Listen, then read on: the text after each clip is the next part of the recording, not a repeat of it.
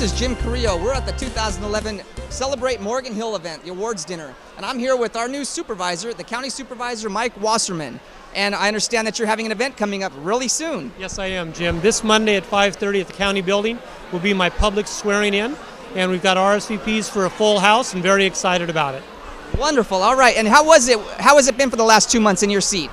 The last 2 months have been exciting.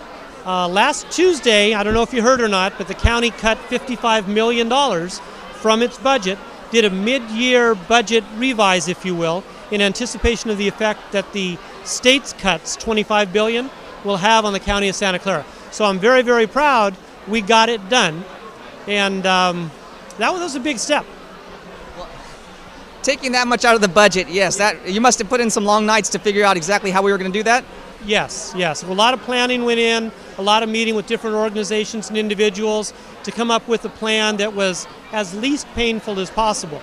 Now, come this July 1st, we're going to have to cut another $200 million from the budget. That's what we anticipate to balance the budget for the fiscal 2011-2012 year. Well, how about for tonight and our awardees? Are you familiar with all the awardees? Okay.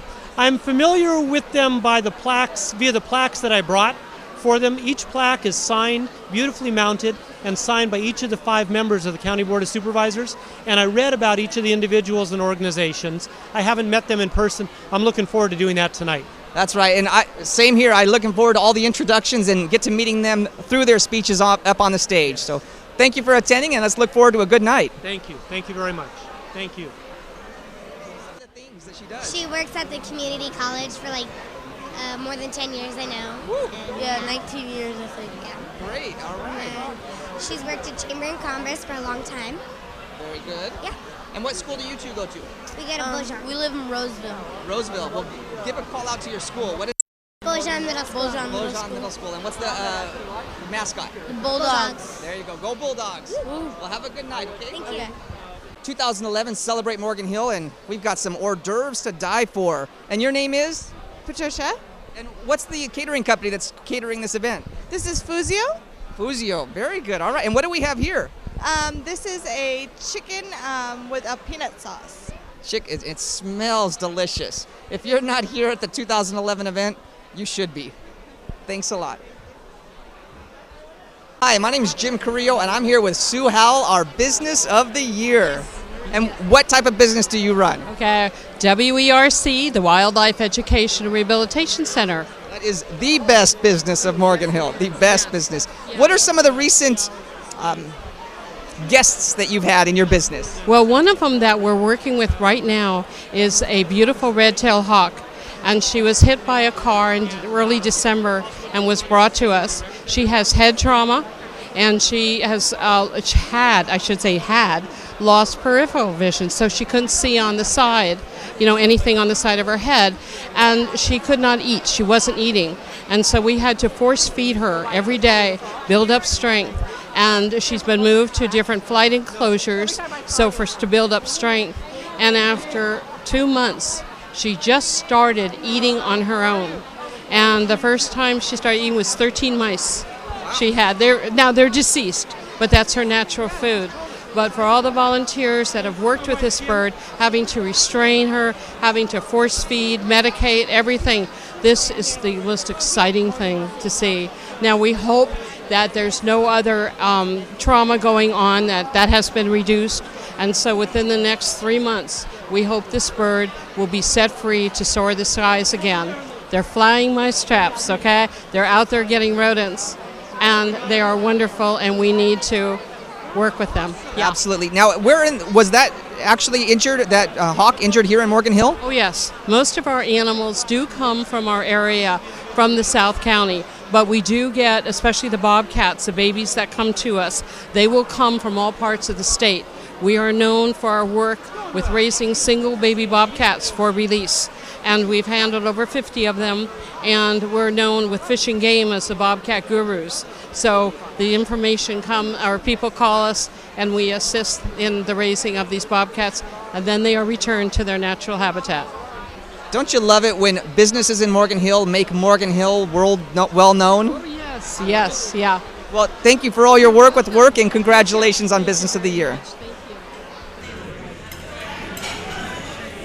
welcome to the 2011 Morgan Hill Chamber of Commerce Celebrate Morgan Hill, formerly known as Salute, formerly known as Showcase.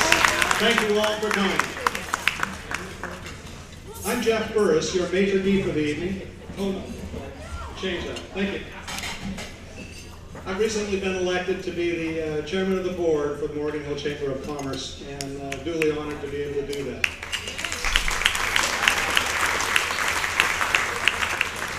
I have the privilege of succeeding a very competent group of former chairs, and I hope that I can fill their shoes as well as they gave service to the community. In order to start off our affairs this evening, I'm asking our Honorable Mayor Steve Tate to come up and give the invocation.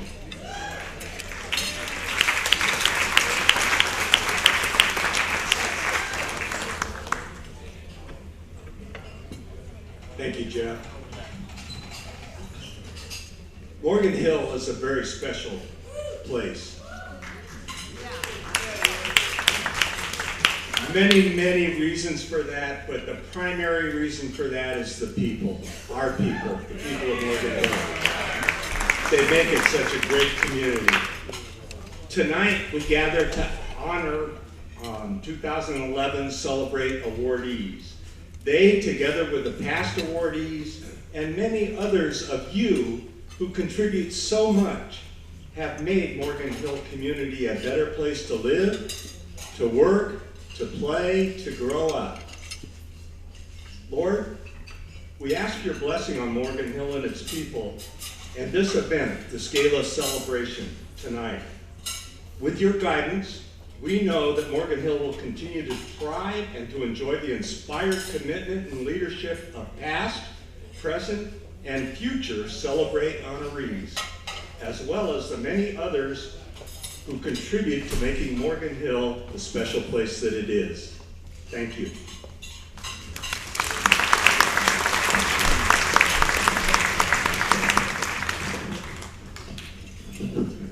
Thank you, Mayor Tate.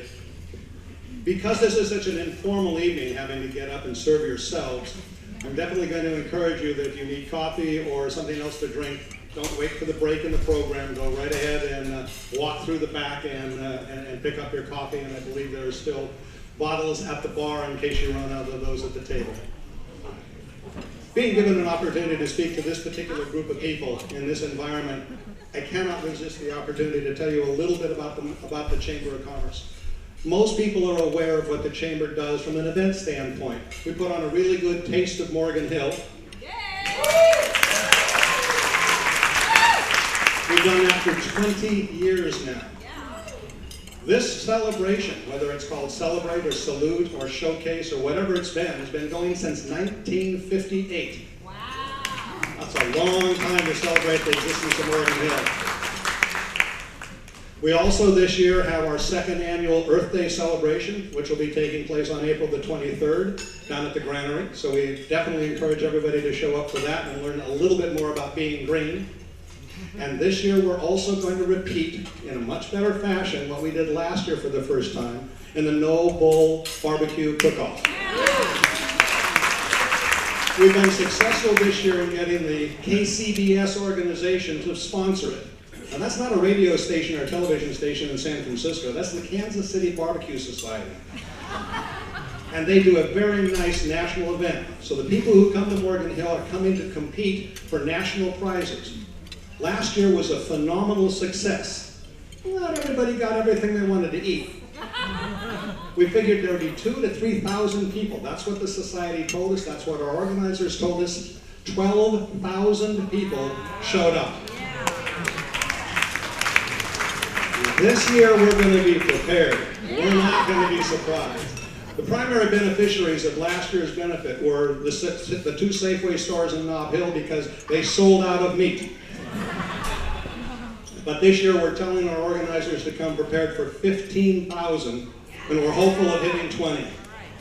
That really shows you the power of social networking. Well, we did everything possible under the standard media programs this year. We went out to Facebook, we went out to Twitter, we went out to all those things that I have zero understanding of, but other people do. And we got people off of buses. that were going through on VTA from Morgan Hill to decide they wanted to get off and join the No Bull Barbecue. This year it's going to run for a day and a half. It's going to start on Friday night. We're going to have a very festive affair on Friday night, and then run it a little bit longer on Saturday so that we can get all the awards done and people can enjoy as much barbecue as possible. So we look forward to everybody showing up for that event. Those are all the standard things that I think everybody knows about the chamber. But your chamber does a lot more. Primarily, by joining with the Visitor Center, we do an awful lot of promotion within the tourism community to get people to come to Morgan Hill, to get them to realize what Morgan Hill is, and to decide to live to Morgan Hill. So part of the growth that Morgan Hill experiences, especially the businesses, is because of the tourism efforts that are put on by the Chamber and the Visitor Center. In addition to that, the second charge that we do is what we call Information for Responsible Commerce. We're involved in economic development committees, environmental affairs committees, government relations committees, a wide variety of different activities that if you're not already aware of them, if you want to participate in this community, we sincerely ask you to join us on those committees, whether you're a member of the Chamber or not, to make sure that Morgan Hill is a better, viable community for everybody to live in. Now, this year we're also doing two things that we haven't done in the past. We're organizing a Morgan Hill Partnership Organization under the 501c3 auspices in order to create a small business incubator. One organized to educate small businesses so that when they come into Morgan Hill and they open up, they stay viable for longer than 12 to 18 months. I'm certain you've always experienced the idea that businesses start, but they fail rather rapidly. Well, we're finding that has a lot to do with their business plan, their economics of what they put together. And we think that we can contribute to making them a stronger business when they come to town through the Small Business Incubator. The other thing that we're doing this year is a partnership with the South County Young Professionals. Most of us on the board, I would say, are older. That was a laugh, come on. We're now reaching out to a group of people from 25 to 40 that are young professionals that grew up in Morgan Hill, might have left to get college, might have left to get started in their careers, but are coming back to Morgan Hill. Viable people who are going to secure the future of Morgan Hill if they get involved sooner. There's an awful lot of groups that they can join in Morgan Hill, including Kiwanis and Rotary and a lot of others, but we also want to embrace them within the Chamber of Commerce. So we're bringing them under our umbrella so they can participate and they can understand what the Chamber can do. So we're really excited about those two additions. Now, all of that is done with a paid staff of 4 people. You might have thought that there were more. I mean, at least 2 or 3 of them get around to the point where you think there are more of them. But I'd certainly like to recognize those 4 individuals tonight, leading off with our CEO and President, Christine Giussiana. Christine.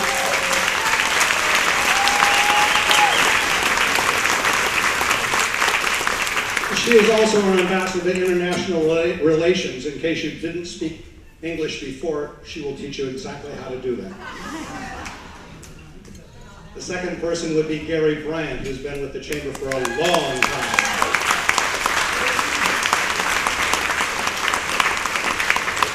He is the front door to the community, and he also works hard on almost everything in terms of making sure that all the downtown businesses are doing well with his afternoon walkarounds. The other person that I'd like to recognize is Deborah Sierra.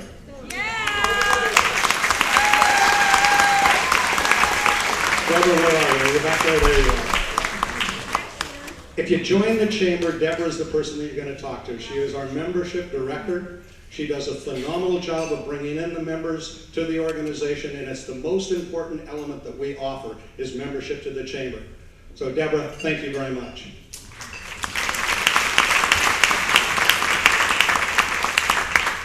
And from an event standpoint, we've had 2 event coordinators this year. Excuse me. Thank you. Michelle was our coordinator and left the organization to go out and take care of family. And since the Taste, Marla Irwin has been our coordinator, and she is leaving us with tonight being the last event for her to go out and take care of her family as well. So Marla, if you weren't aware of it, I'd like you to come up here right now.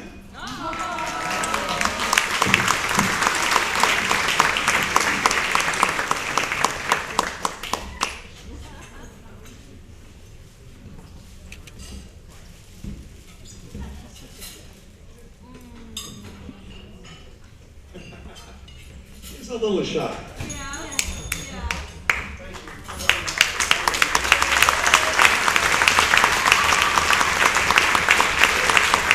Please give her a round.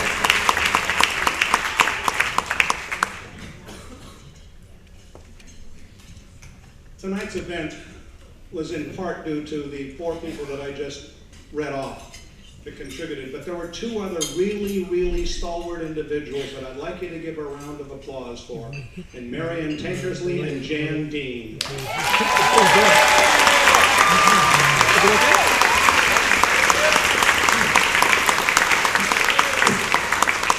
What you see in front of you, the arrangements, all of their efforts, the sponsorships, going out and getting the businesses to make donations. We classified Jan as our streetwalker.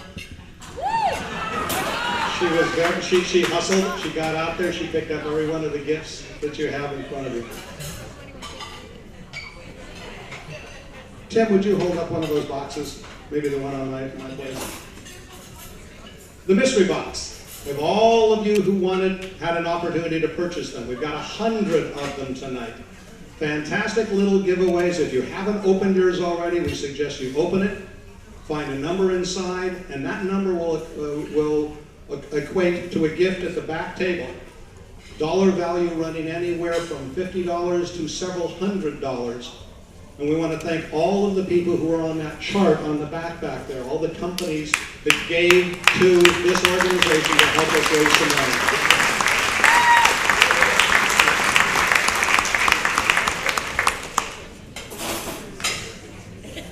I'd like to take this opportunity to introduce some dignitaries that are sitting around the room, some people that are the movers and shakers within the community. You've already met our newly bearded and newly re-elected mayor, Mayor Steve Tate.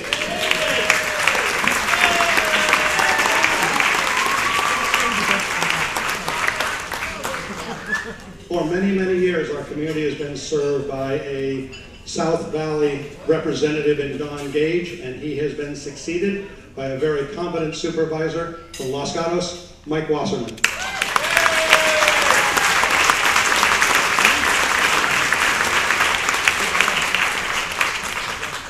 We are joined tonight by 3 of the representatives from the Morgan Hill Morgan Hill City Council, Marilyn Liebers,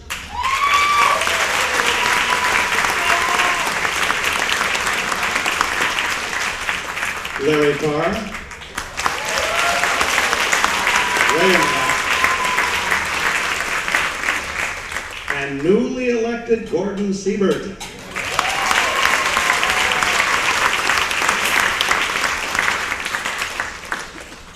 We also have with us our city manager, Ed Tweez.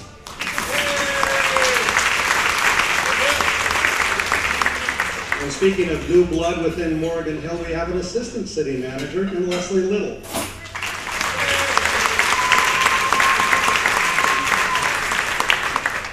We have a member from the Morgan Hill Morgan Hill Unified School District in Kathleen Sullivan.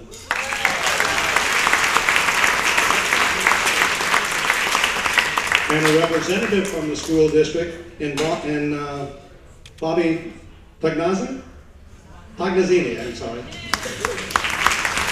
Thank you, Bobby. And as we move up the chain on education, we go to the Gavilan College president, Dr. Stephen Casella.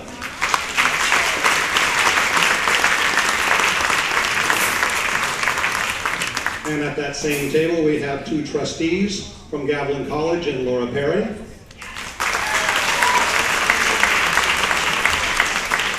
And Mike Davenport.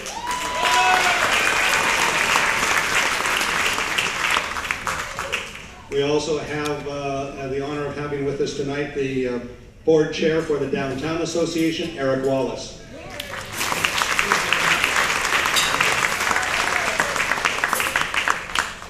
We have 2 other school board members that I was not aware of. Thank you very much. And Claudia Rossi.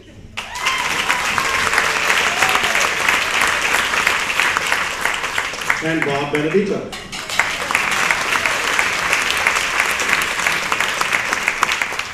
Have I missed anybody else? I do know that we also have 2 former award winners tonight. I'm not certain if we have more, but we definitely have from last year's Volunteer of the Year, the Kiwanis. Stand up, Mr. Burrell. Thank you. And the Business of the Year, Cherie's Hair Salon, Cherie's Hair.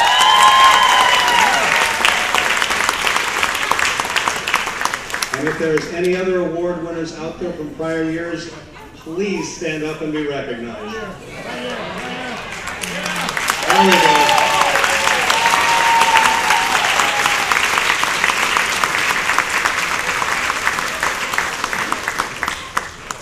This is such an important event, and these people are the ones that make this community what it is. And that's why we choose to celebrate them tonight.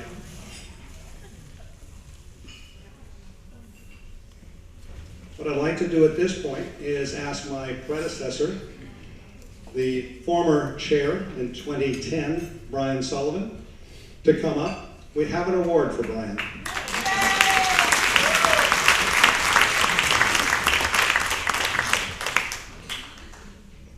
You can see it, this award has a gavel on it. Well, Brian never used the gavel.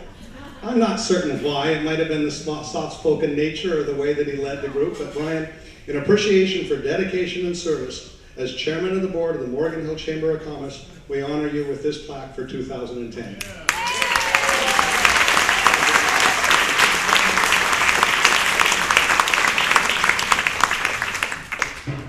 Well, to answer your question, the reason I never used the gavel because we never found it. It seemed to have gone missing about 2 years ago for some reason, and all of a sudden it shows up tonight. Thank you again, Jeff. You know, the chamber, the board, the staff, all do your bidding as chamber members. And that's what makes it so well run, because the interaction between the two. One other part of the organization that needs to be mentioned is the ambassadors. With all the ambassadors, please stand.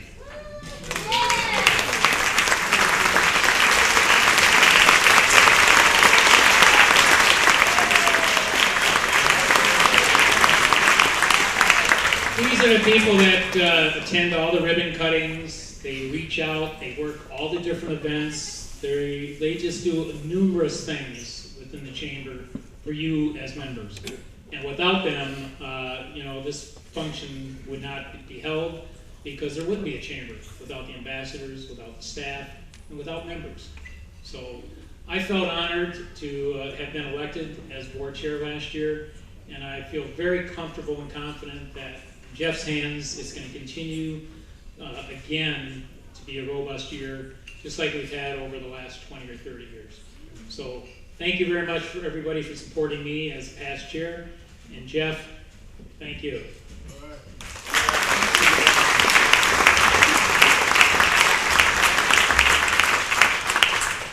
At this point, I'm going to ask, as I read off your names, for the rest of the board to step forward. This is the group that I'm going to be working with throughout the year. They've shown a very active commitment. I joined the board merely a year and a half ago, and I am totally impressed with what they do and the contribution they make to the community. The first person is my vice chair, a woman who will be the chair of this board next year, Lorraine Welk.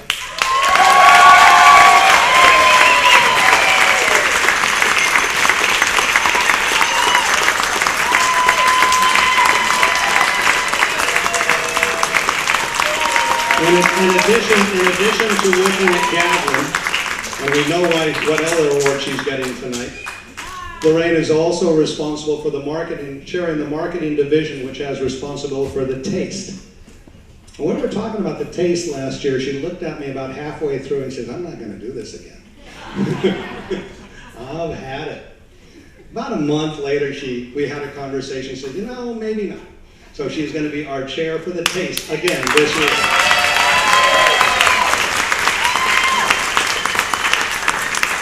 Another officer is our treasurer this year, Chris Bryant.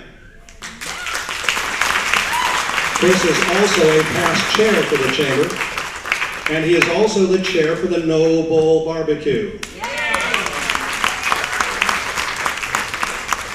Our secretary this year is Stephen Stratton.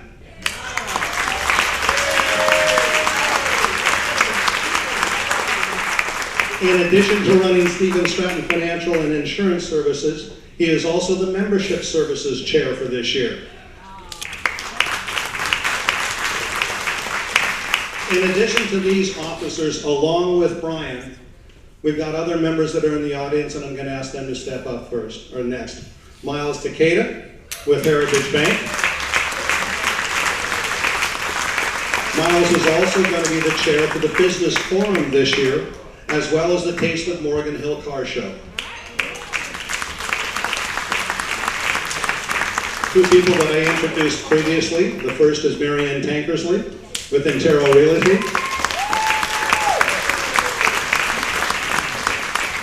She is not only co-chair of this event, but she also helps run the Good Morning Morgan Hill Breakfast, as well as the Women in Business Luncheon. Marianne, where are you? Are you coming? Okay. And the other person who co-chairs those same events with her is Jan Dean. Jan? Another member of the board who's been very active in the past is Terry Moriyama with Intero Realty. Adelita King with South Valley National Bank.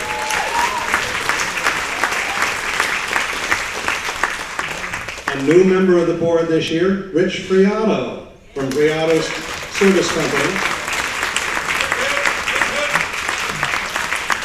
A second new member to the board this year, Rosemary Kamai.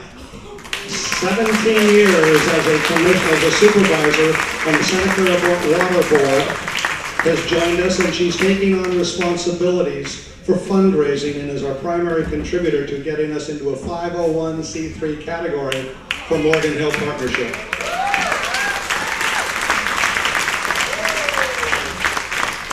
Earlier this evening, we were joined by a transient member of our board, Shelva Kumar. Shelva was formerly the CFO at St. Louis Hospital and has now taken on responsibility for EIR Technologies, which takes him to Chicago. So he is a board member who doesn't want to leave Morgan Hill in spite of living in windy old Chicago. He was here this evening for a brief while, but has had to leave to catch a plane. Two other members of the board, Dave Hauser, who is our ambassador chair with Sierra Office Supply, and Ron Pisro, who has just joined the chamber out of the courtyard by Morgan Hill to head up our tourism events. Both of them were not able to make the event tonight. So please give a hearty round of applause for these folks.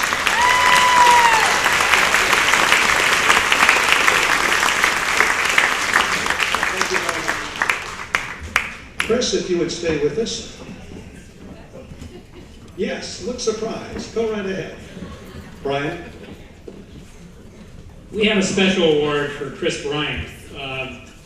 Not only did Chris step in as board chair a couple of years ago, but over the past couple of years, he's given of himself and his time numerous hours, probably a couple thousand hours over the last year, year and a half, to the board and to the chair. He's helped us in innumerable ways. Just outstanding as far as the website development, special events. Noble Barbecue was in no large event without Chris. I mean, it wouldn't have even happened without Chris. So Chris, on behalf of the board and the chamber, with sincere appreciation, Chris Bryant, for your extraordinary service in the design of the chamber website, among other things, we'd like to present you with this award. Say a few words.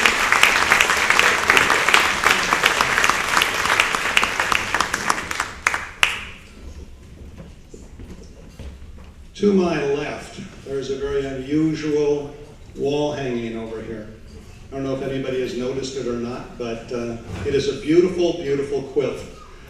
It has been donated to the chamber for fundraising by the South Valley Quilt Association, headed up by Kathy Kraus. Kathy, could you please stand?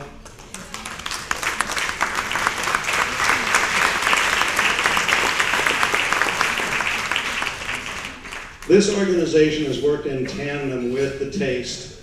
Year after year, they have their event at the same time we have the Taste. And they're doing a tremendous amount to bring the arts to Morgan Hill.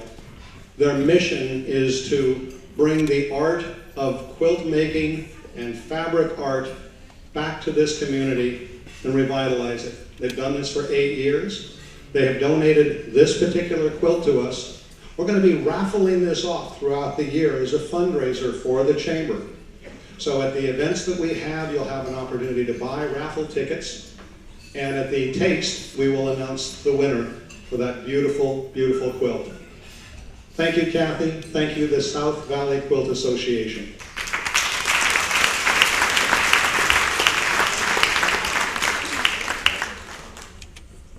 This event also could not take place without our sponsors. In addition to the people who donated the gifts that you have there from the raffle, we have special thanks to our key platinum sponsor for the year, the Morgan Hill Times.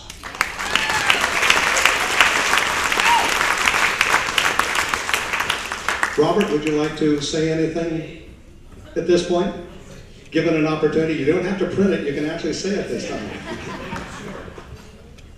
Thank you. I just wanted to say it's a privilege and an honor to be part of such a great event that honors so many outstanding and generous individuals. Thank you.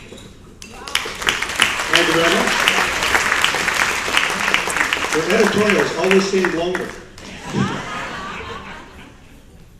The other sponsor that we would like to acknowledge tonight is our gold sponsor with South Valley National Bank, headed by Della Neighbors.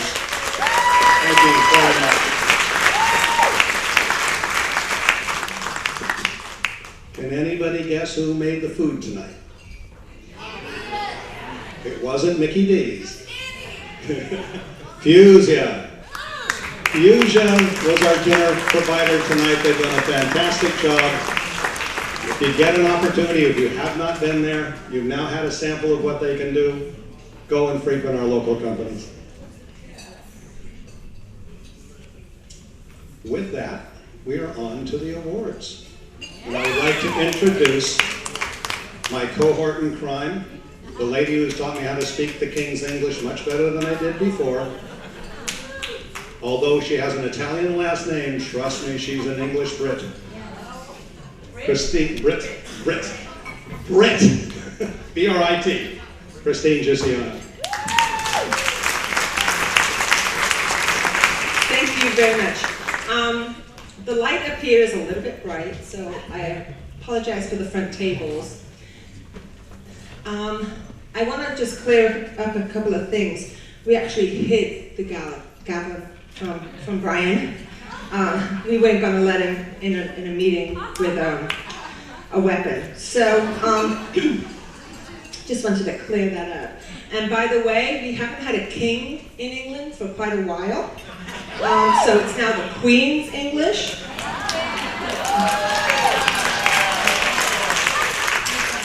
Although there is a movie out now called about the king and a speech impediment, and we were talking about it at our table, and I believe it's a marvelous movie, and so you all should take it in. So let me just find my notes. Okay, so Celebrate Morgan Hill is an annual awards program that honors individuals and businesses that display outstanding and unselfish service throughout their history of civic involvement and leadership in the Morgan Hill community. And I know that we have some very, very special people in the room that have had the award given to them. And I just want to thank them individually for making not only my work life here in this community very, very pleasurable, but for their friendship and their support for the Chamber of Commerce. So thank you all so, so much. There's so many of you in here that didn't stand up, and I know who you are. So. Celebrate Morgan Hill started in 1958 by honoring Richard Wickard, our first, Wickard, thank you, the English just kicked in. Our first Citizen of the Year, Mary Pravatonini. See, I have my coaches over here, my American coaches over here, Janie Knopf. Mary Pavatoni was the first woman to be honored as Citizen of the Year in 1965. And in 1974, the Man and Woman of the Year awards began.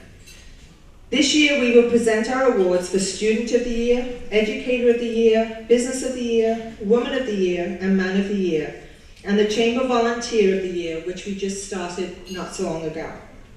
Before we recognize this year's honorees, well, you've already stood up, so Jeff stole my thunder there. So it's time now to honor our 2011 Celebrate Morgan Hill. We did change it from Salute this year because I really felt that it was a celebration of not only where we live, but who we are as a community. So will the dignitaries please join me on stage, who will be handing out their awards. And I believe we have Mayor Tate, Councilman Wasserman, and Supervisor, I'm so sorry. And I'm looking for the, I know, bow deeper. I thought we had a third one. Jeff. And there are seats there for you also, so you don't have to stand through the whole thing. Oh, that's Jeff Buffer. Okay. I could say something else, but we have children in the audience. Okay, so would our first introducer, Marla Carroll, please come to the podium to introduce our 2011 Student of the Year, Katie Machado from Sobrato High School.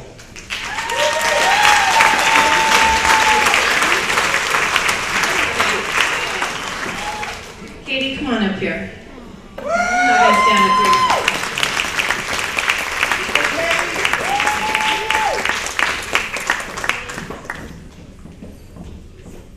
I had to write this because if I went off from my emotions, it wouldn't have been too well. I was so honored when Katie asked me to introduce her tonight. I spent many hours writing and rewriting this speech. I realized that even if I spent days writing a speech about Katie, I would not be able to cover all of her gifts. She is truly an amazing person. This marks my 30th year of teaching, and I was trying to calculate how many students I might have taught throughout the years. And I figured at least 3,000. I wanted to note this because it is important to understand how impressive Katie is when I say she is one of the top students I've had the pleasure to teach.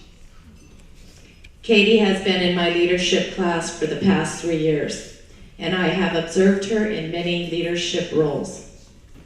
I was giving a lecture to my class a few weeks ago about evaluating where they might be on the ladder of life. I asked them to evaluate their leadership attributes according to the different steps along the ladder. I mentioned to the class that not everyone can fit on the top rung, but I would like to see them try. Katie is one of those unique people that are born with the innate ability to lead.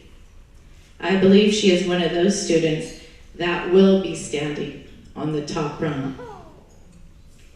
Katie is gifted intellectually, and that gives her a head start on the ladder of success.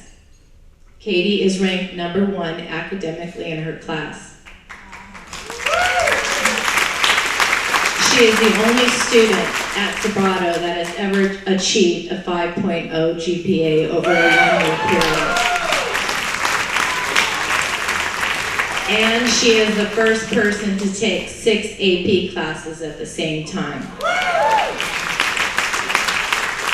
Katie definitely has the intellect to lead. I said that the next rung of the ladder required somebody to be passionate and hardworking.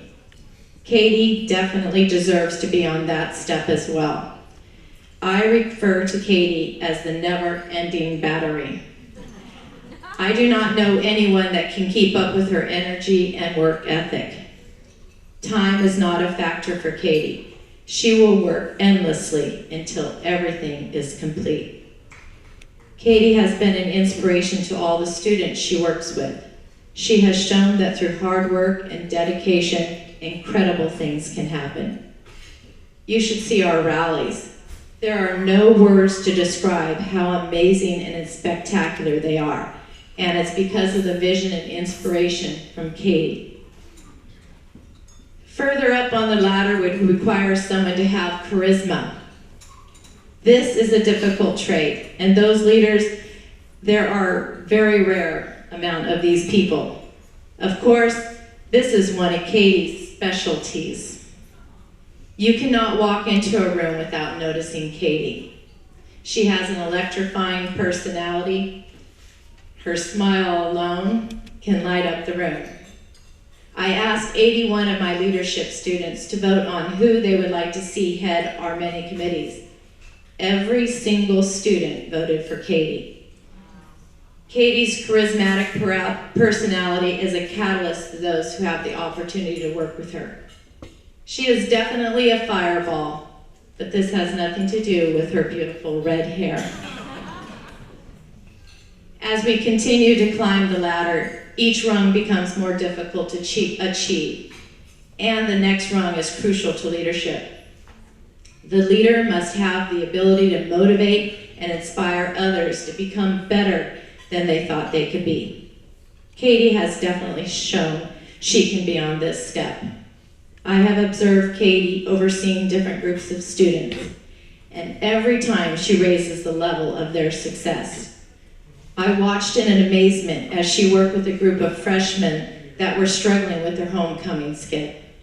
She was able to inspire them not only to accomplish their skit, but to take pride in their results.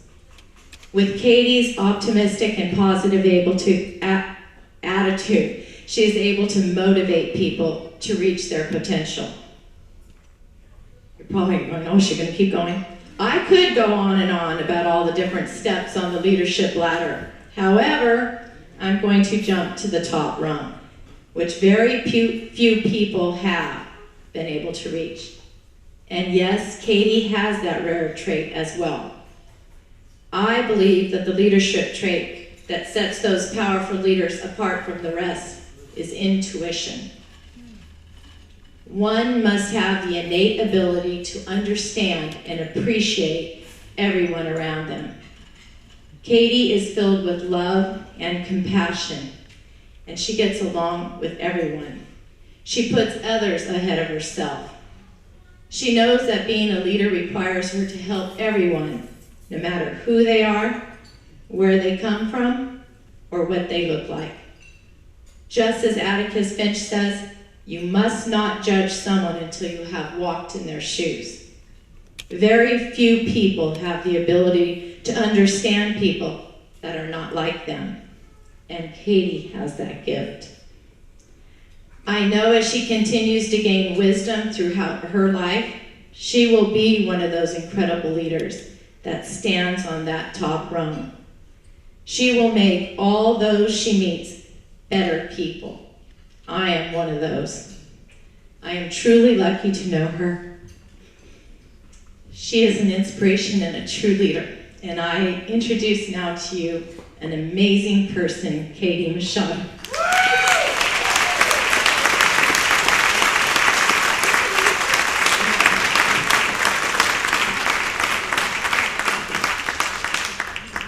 I didn't think I was gonna cry, but okay. So, thank you all. First of all, I would like to thank the Chamber of Commerce because I am so honored to be recognized as the Chamber of Commerce Morgan Hill Student of the Year. And I cannot thank the Chamber enough for bestowing me with this award. I'm so flattered to represent the Chamber at the various events upcoming this year, and I hope to maintain their high expectations. So, I've lived in Morgan Hill for the past 15 years of my life, and I've attended school in the Morgan Hill Unified School District since I was 4 years old. My teachers have helped shape who I am today. From Paradise Valley Elementary School, where Miss Ledwith taught me everything I knew about being a writer, and Miss Berry pushed me to be my very best in all subjects, to Britton Middle School, where Miss Rush opened my eyes to the intricacies of human biology, and Miss Fink impelled me to take higher math classes with the older kids. And then finally to Am Sabrato, where Miss Bailey helped me wrestle with Shakespeare, and Miss Briley made me love math, and Mr. Mr. Barnes made world history the most enticing subject in the whole entire world. And lastly, for Miss Carol, who made me want to be a better leader. Okay, so I'd like to thank all the teachers and administrators I've ever had. Being in the Morgan Hill Unified School District has been the best educational opportunity I could have had if I was anywhere, in any private school or public school. It's been amazing.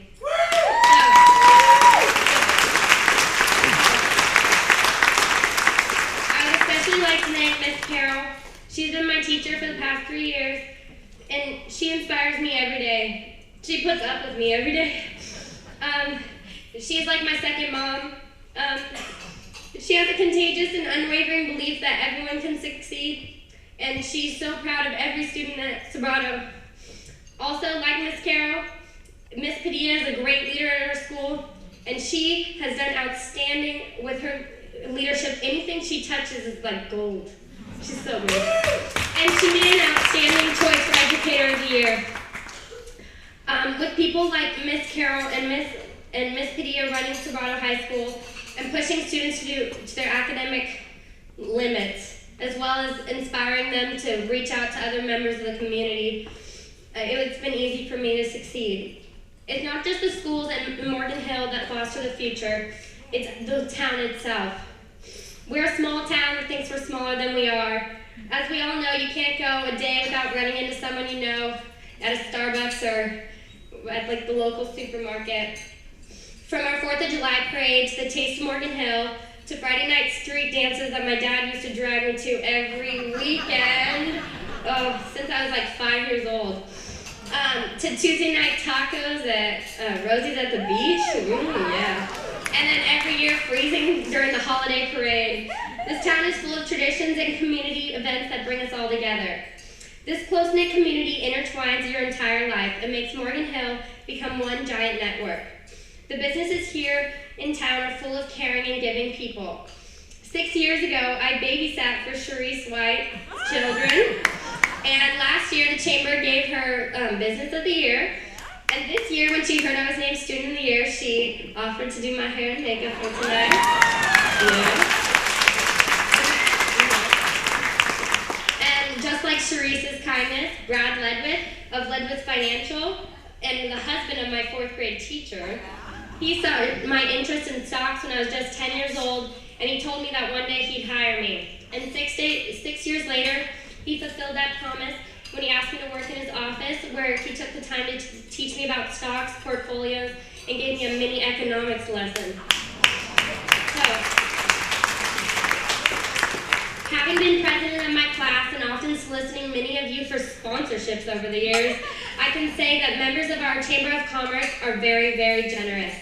From Mike Johnson at Johnson Lumber to Anthony Gallart at Associated Concrete, businesses in Morgan Hill are always ready to give a helping hand. The City Council, the school board, and yes, the Chamber of Commerce are everywhere in this community. You see them at the opening of Spirit Girls softball, at rallies, at judges, and as judges for parades and high school events. They help out everywhere, all the time. I don't even know how they do it. They even make time out of their busy schedules to surprise you and tell you that you're the Student of the Year in your math class. So embarrassing. So, I would now also like to thank my family. To my little sister, Sarah, thank you for putting up with me and always having my back.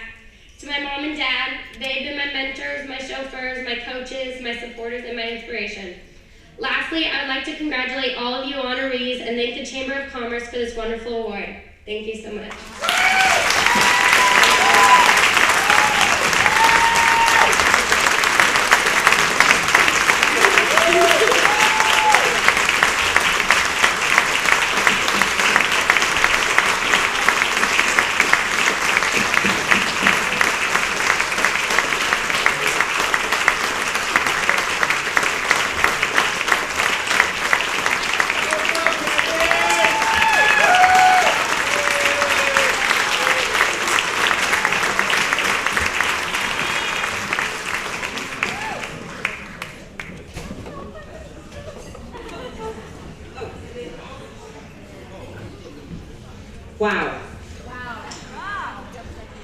actually had the pleasure, my husband Greg and I had the pleasure of working with Katie and her parents during the Spirit of Morgan Hill all-girls softball organization. And her dad and mom are volunteers at that and have been doing a phenomenal job of that. So thank you so much for everything that you've done. I know I'm going to mess up on this second name. Will Bonnie Tognazini? Yay! Is that okay? Is that okay, Jamie? Please join me on stage to introduce our 2011 Educator of the Year, Deborah Padilla.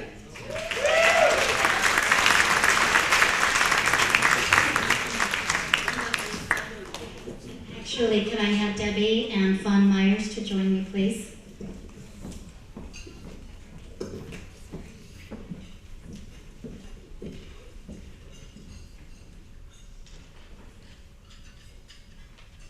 Well, as she's walking up, it's been certainly a pleasure and an honor to be able to introduce the Chamber's Educator of the Year, Debbie Padilla. Hey, welcome.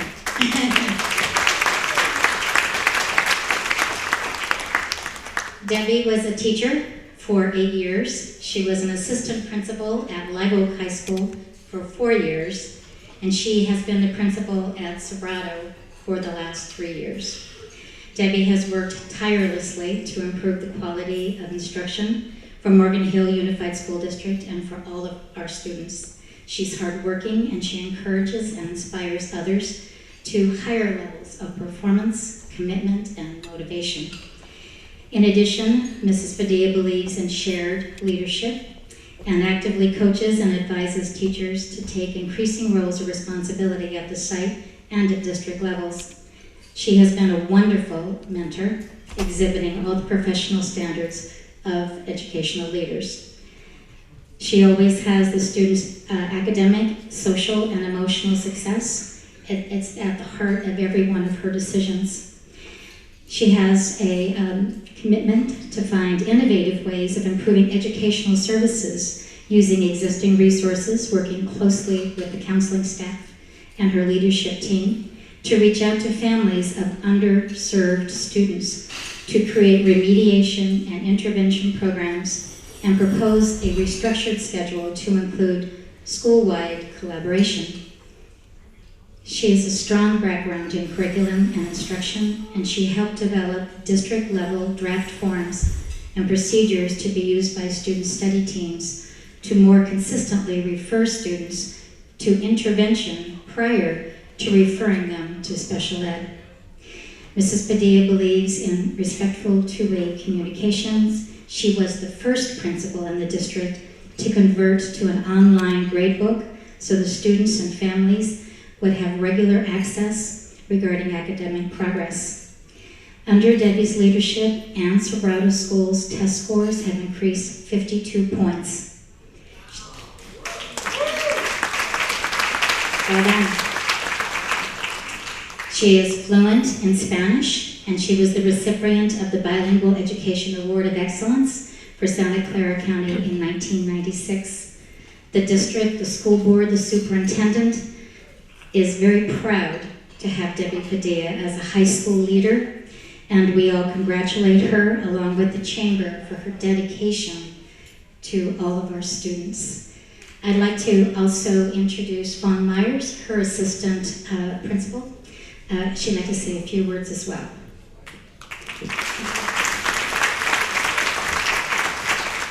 So this is part 2 of the intro. I've had the privilege of working closely with Debbie Padilla for the last 3.5 years. And I can say firsthand, day in and day out, Debbie is committed to excellence in education. In spite of the recent difficult economic times and dwindling budgets, Sobrato, under her leadership, has experienced steady gains in academic achievement. Debbie has high expectations of herself, her staff, and her students. With the staff, she takes the time to celebrate successes, but right on the heels of that celebration, she always asks, what else can be done to improve? Debbie understands that at the heart of teaching and learning is the quality of instruction in each classroom, each day. She encourages both new and veteran teachers to perfect their craft of teaching through professional readings, workshops, and observations of other teachers.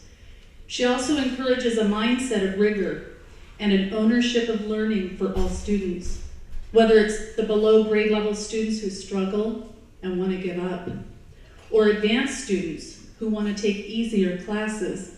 Debbie always challenges students with the question, what is the most rigorous course load that you can successfully complete? And what support do you need to be successful? Each day, students can be found in Debbie's office, receiving her personal counsel, sometimes tutoring, and always encouragement. In President Obama's State of the Union address just this past Tuesday, he stated that over the next 10 years, nearly half of all new jobs will require education that goes beyond high school. And yet so many of our nation's youth aren't even finishing high school. And so he asks the question whether all of us are willing to do what's necessary to give every child a chance to succeed. I am gratified to say that with committed and hardworking educators, such as Debbie Padilla, the children of Morgan Hill have a very strong chance. It is an honor to introduce you to Debbie Padilla, this year's Morgan Hill Chamber of Commerce Educator of the Year.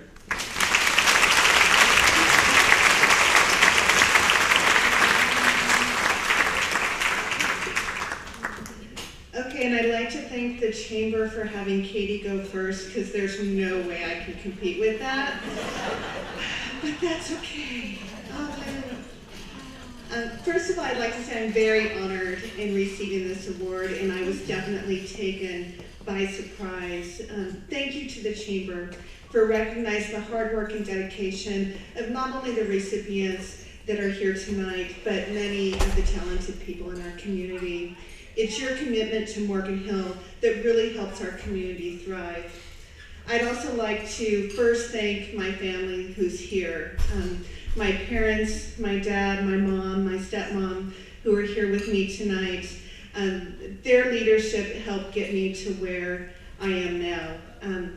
Really, what they always told me growing up when I would come home if I was complaining about something, or if someone was not treating me or someone I knew fairly, they would just look me in the eye and say, your job is to prove them wrong. If they don't think you can do it just to prove them wrong.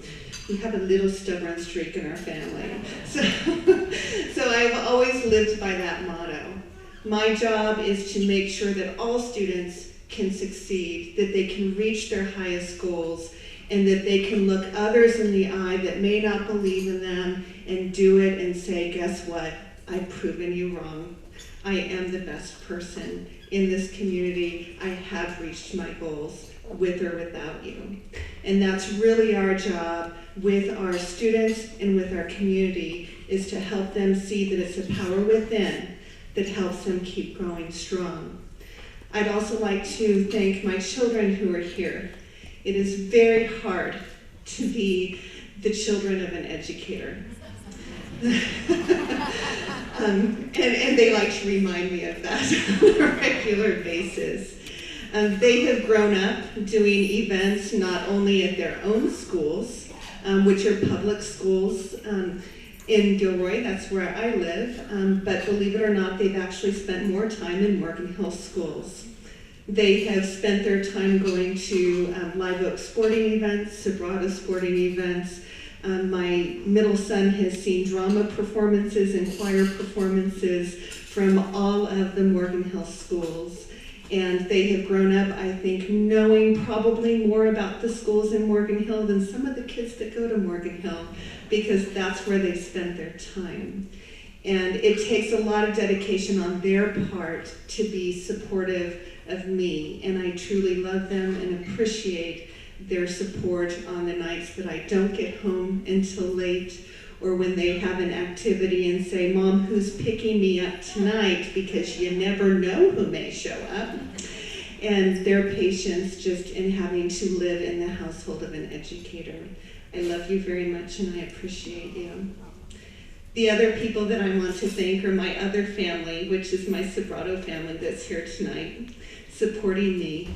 I spend as much time at Sobrato that I do at home.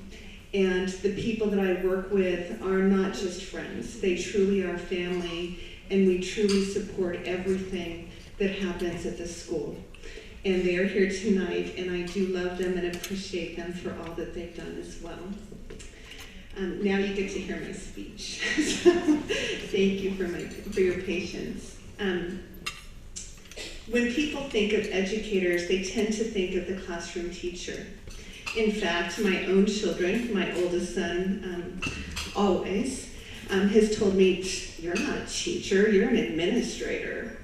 And I have to remind him that educators come in all forms. Anyone who makes a choice to teach another person academics, skills, or new ideas is an educator. As a matter of fact, as I look out across the room, I see many educators, and Katie mentioned many of them in her speech, and they're not all at the schools. They're in the community, and they're anyone who takes a child under their wings and says, I'm going to teach you something new. I'm going to open up your eyes to new ideas. And I do appreciate the fact that Morgan Hill, of all communities I've been in, has been so open to all the children of our community, opening up your businesses, opening up your homes, and saying, we'll give you an opportunity, we'll give you a chance, just come on in. Let us show you what we can do. It's a wonderful community to be in, and our kids are truly lucky for that.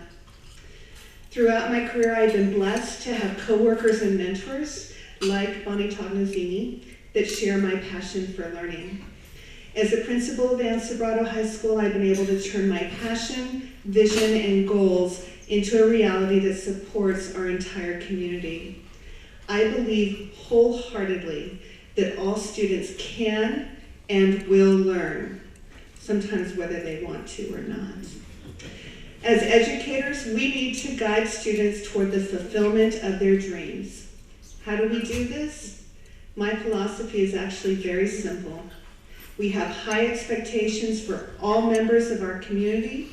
We provide students with relevant instruction, and we give them multiple avenues toward the basic goal of a high school diploma. We know one size does not fit all, and I'm sure one size did not fit all for the people in this room. The staff at Sobrato High School models learning by participating in what we call professional learning communities. As learners, we all place ourselves back into the role of the student by taking on challenges. Our biggest challenge is to reach 100% of students. I often get teased about this goal of perfection. After all, I could lower my expectations and say, maybe 85%, that's a good goal. Maybe we can use the federal government's about 75%. We could do it, make it easier for me to reach.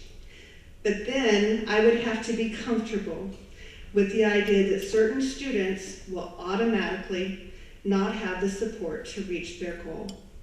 To me, that is immoral and it's unfathomable. Although I believe it is possible for every student to succeed, I also know that at times we fail to see this success during their time at the high school. However, I believe that true learning comes from those challenges and failures. I failed a lot in my career, at home, everywhere. I have experienced much failure, but with each failure, I learn a new path to take. I learn a new way to reach out to the community, to reach out to the students and say, you know what? If we don't reach for it and try, then really we're not doing our best. I would rather try and fail every time than to not go out there and at least show them that I care enough to try and fail. Therefore, my job, and I think our job as educators, is to model for our community that everything may be a struggle, But with that struggle comes the greatest reward of all. I recently received one of my greatest rewards in a leadership meeting where Miss Briley, who you heard about from Katie, said to me that for the first time in her many years of teaching, she felt like she was a student again. And that was probably the biggest compliment I could ever receive in my job, because I don't like being the one standing up here. I like being the one back supporting our teachers and our community to reach their best and to help them find their passions and their dreams. And that was one of the biggest rewards to me, was having a very veteran staff member who is excellent and has taught me more than she could know, said to me that she has learned from me. And that is really what education is all about at all levels, is pushing one another, helping one another to be our best, picking us up when we fail, and saying, it's okay, don't stop trying, don't give up, and definitely prove the naysayers wrong, and make everybody reach their goals so that they can have a good life. I hope to be able to continue this work in Morgan Hill, and I can tell you that my family at Sobrato and in the district in Morgan Hill, as well as the town of Morgan Hill, because Katie's right, sometimes I have to go to shopping at about 2 in the morning to not see anybody with my sweats on and go really fast to get food, because otherwise, as my children say, it takes us so long when we go out with you because you stop and talk to everybody. So it's what the town's about. It's about helping one another, supporting one another, and truly being, as a community, teachers and learners. Thank you again for this award.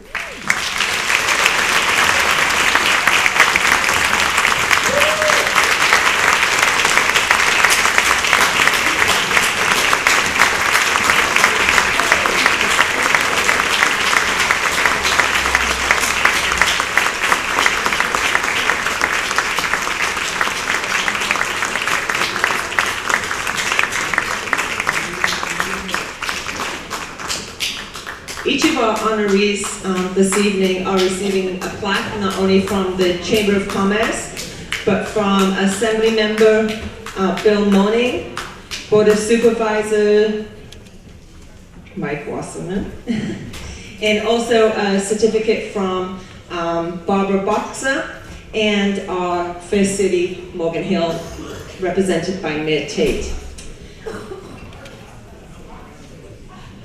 At this time, I'd like to ask Leonette Stafford to come up and join us at the podium.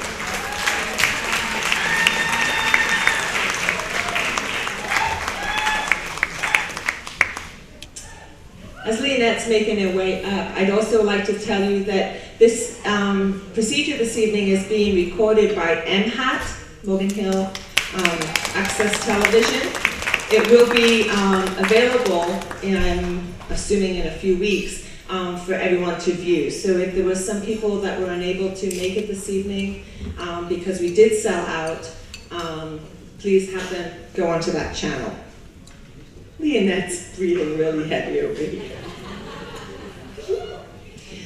So we actually, at the Chamber, have the privilege of being next door to Leonette and her husband Tony. And they actually were the ones that initiated us getting our space where we're at. All you have to do with Leonette is put a little bee in her ear, and she takes it and runs like the devil throughout the community.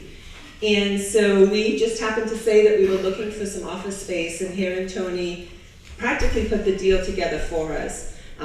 And we are in the Mill House on the corner of Monterey and First Street, right? No, we're on the corner of First and yeah. I know where we are. Obviously, she doesn't. I don't know where you go every morning, but I go. I just follow you. But one of the reasons that we love to recognize our volunteers in the community are the ones that do the most that we find out about. And I really, really encourage you, this is not a chamber awards dinner. This is a Morgan Hill awards dinner. So if you know of people out in the community that we have not yet recognized, I really, really hope that you will put the applications in next year. And I say applications because it is voted on. We have a committee that votes this. So although Leonette has become one of my closest friends, oh, she cries at the drop of a hat. I did want to say that. But getting back to Leonette, she is one awesome, awesome lady. She values her family immensely, and in doing so, she has done soccer with the kids. Her and Tony have been soccer mom and dad. They do pretty much everything, and she treats everyone like family. And we're very, very fortunate to have her here in the community. She works with CIRT, the emergency, Citizens Emergency Response Team. Citizens Emergency Response Team. She works as one of our ambassadors, and she actually leads the ambassadors committee. She works with the County of Santa Clara and their voting registrar's office, and got me involved in that. So when you're all sitting there waiting to see how your votes are coming out, sorry about this, Steve. Sorry about this, Mike.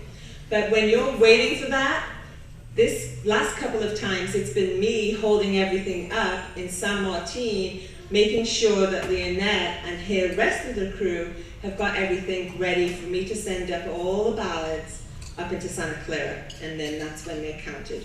So for future reference, we never get them until about 9:20. So drink your little hearts out, because you ain't get any scores until after 10. We think you did a fine job. Yeah. I have to go through them all, but you know. But anyway, so these are just a couple of the things that Leonette has done in the community. She also works with the realty board, with their tree can tree. See, I need another glass of wine, honey. It's just the food drive. She works with the Toys for Tots. I mean, the list just goes on and on and on. The Festival of Trees, Rebecca's Festival of Trees. She's decorated a tree. And if any of you saw the cape that she wore in, it was just phenomenal. It was a peacock. Oh, peacocks. Anyway, she did a peacock Christmas tree one year with one of her friends, and it just came out phenomenal. But one of the things that we really noticed about Leonette was her dedication to the community. This woman can walk into anywhere and just tout Morgan Hill forever. Yeah. Really? Yeah. She's probably one of the most humble people that you're ever going to meet. She's got a heart of gold that is bigger than Morgan Hill, which is 12 square miles, by the way, in case anybody's wondering. It is just a pleasure and a privilege to honor our Volunteer of the Year, Leonette Stafford microphone.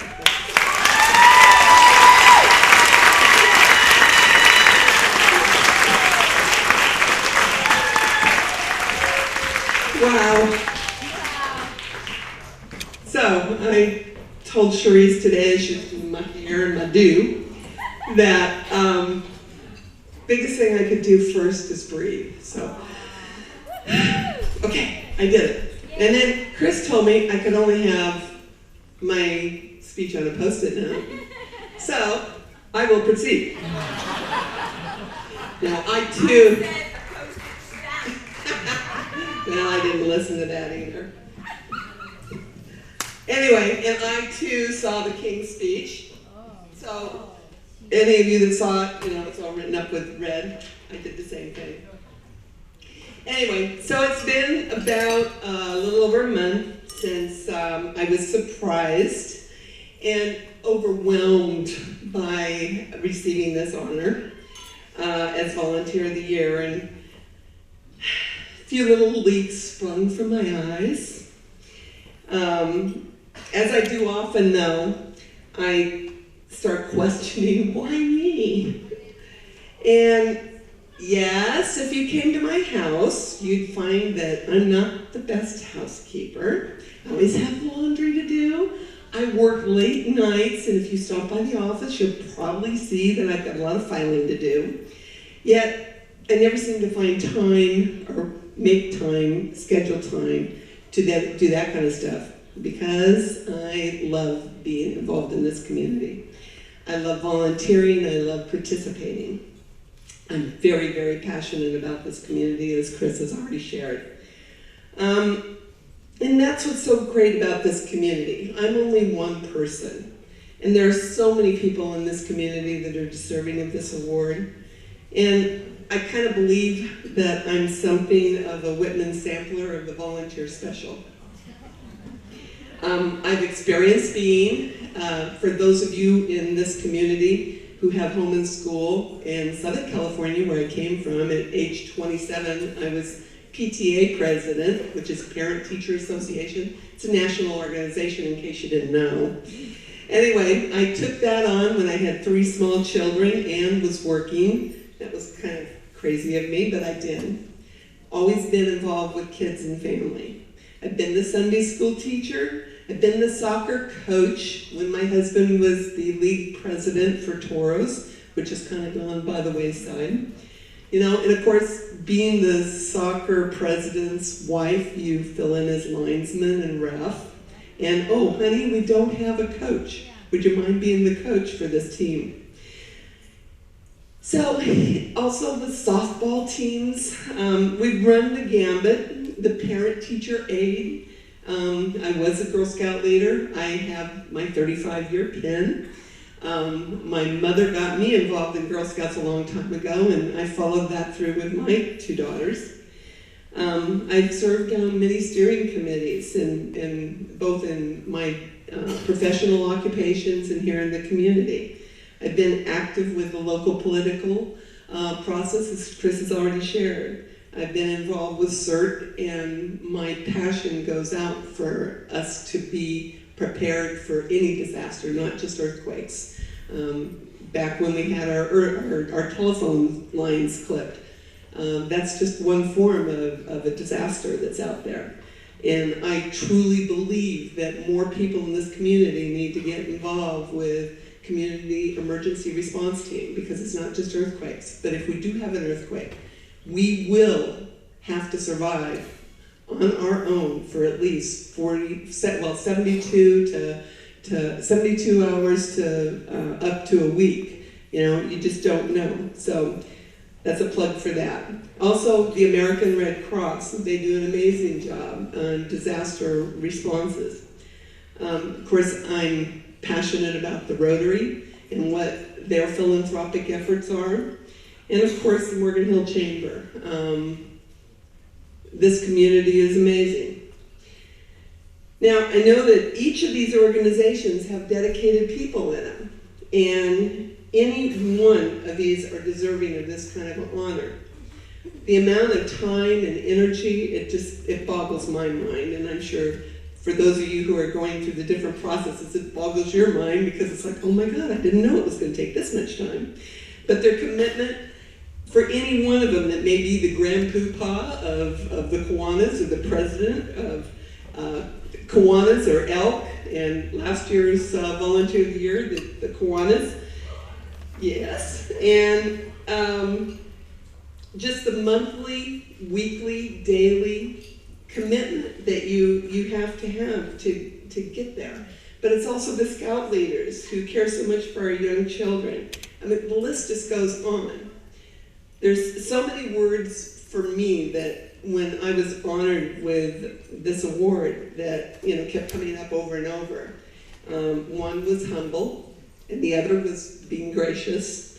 And I always check with Mr. Webster to see what he has to say and what those things mean, so that I really can feel if that's really keyed in on exactly how I feel. But humble is not being proud or arrogant or and being modest. Gracious is a pleasantly kind, benevolent, and courteous. I'm really grappling with having those words be heavy on my heart, because that's where I'm standing. I'm finding this honor full of both of those words, because it's not about me, it's about this community. The type of people who make it up, many of who are in this room tonight. I mean, each and every one of you at the table. I know so many of you, and I'm so honored that you're in my life. Who this community is for me is Morgan Hill is our very own has our very own little 1,000 points of light. For any of you that remember George H. Bush's inaugural address in 1988, where the concept of 1,000 points of light originated. To quote him, "I have spoken of 1,000 points of light of all the community organizations that are spread out like stars throughout the nation, doing good. People taking action, changing the world." This to me is purely what a good citizen is. Something that Tony and I, as we were raising our children, we felt that we'd be very successful parents if we raised 3 good citizens. And I'm proud to say I have been an amazing parent.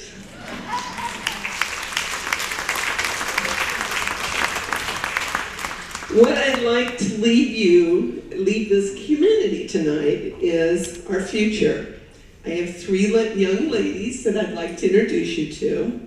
Would you 3 please stand? Miss Morgan May, Miss Sydney Scott, and Miss Natasha Stafford.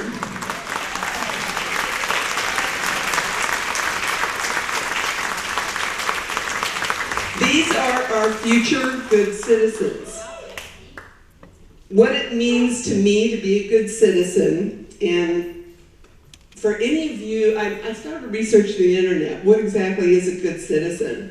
And I found this book. It's called Miss Rumpkus, and it's by Barbara Cooney.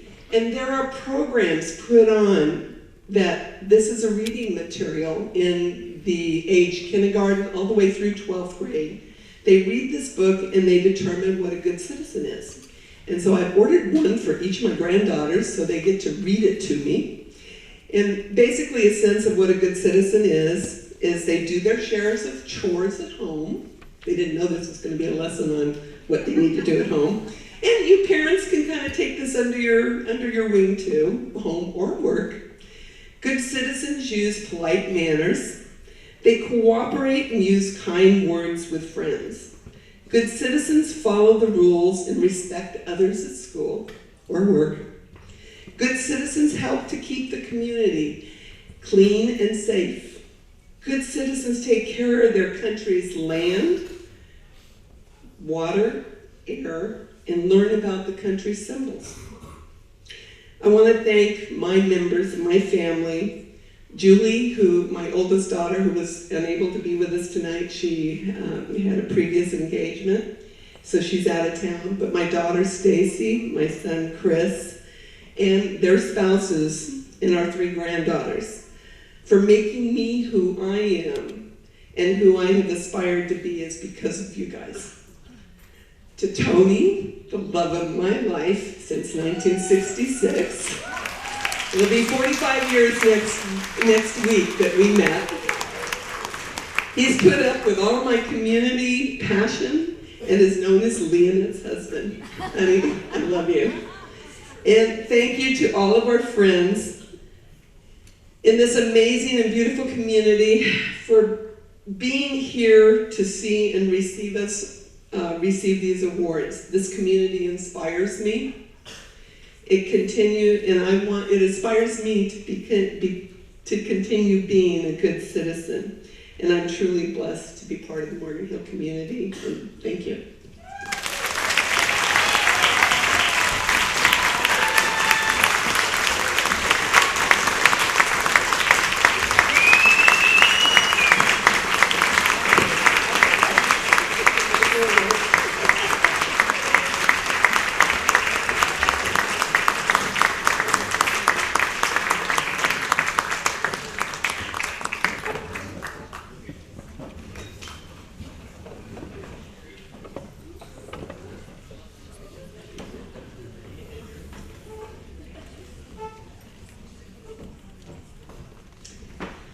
At this time, will Amy Yee please come up to the podium to introduce our 2011 Business of the Year, WERC.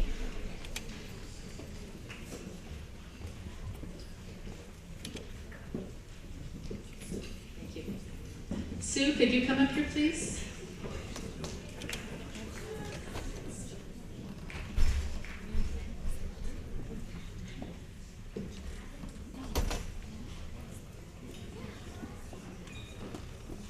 There she is.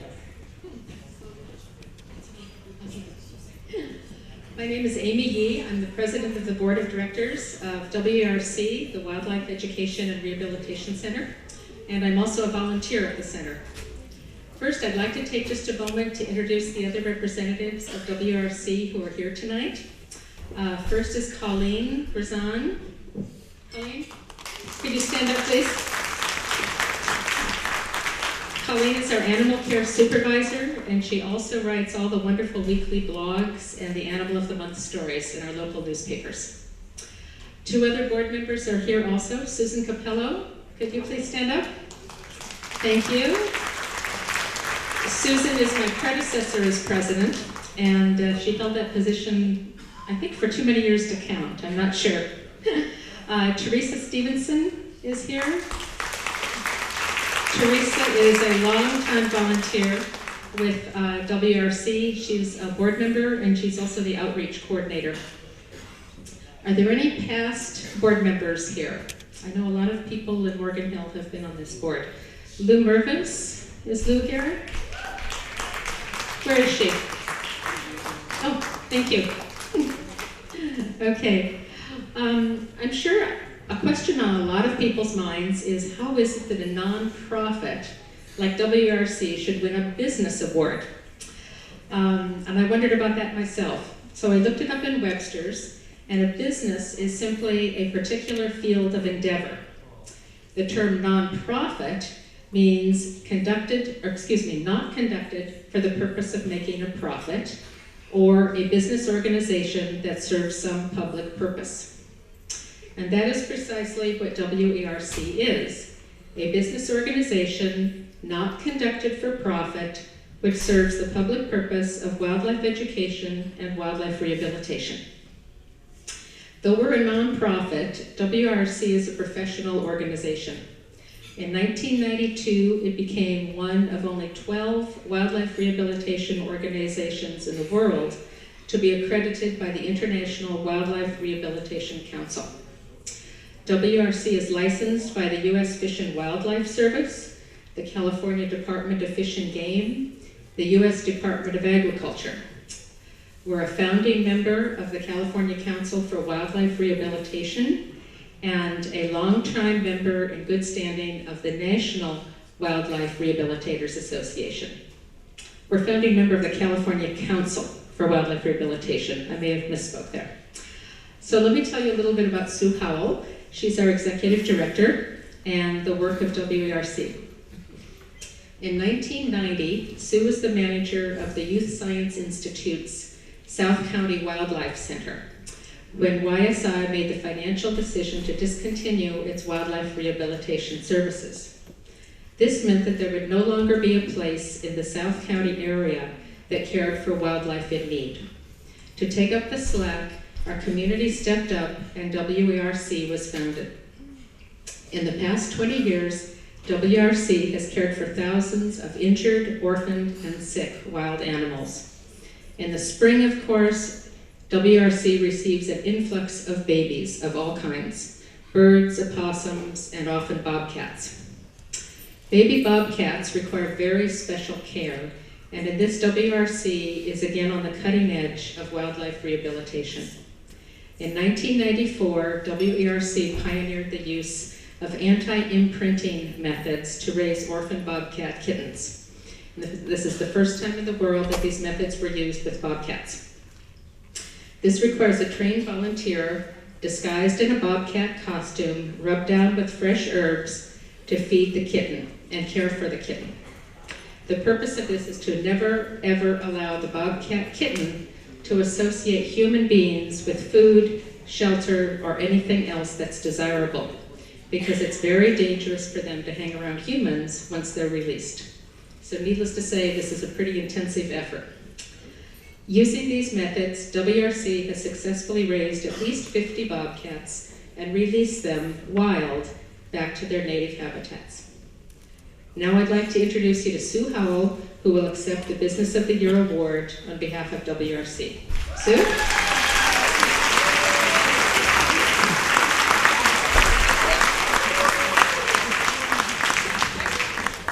I'm left-handed, so things are a little changed. And in fact, there was a lovely lady here today who told me I had my flower on the wrong side.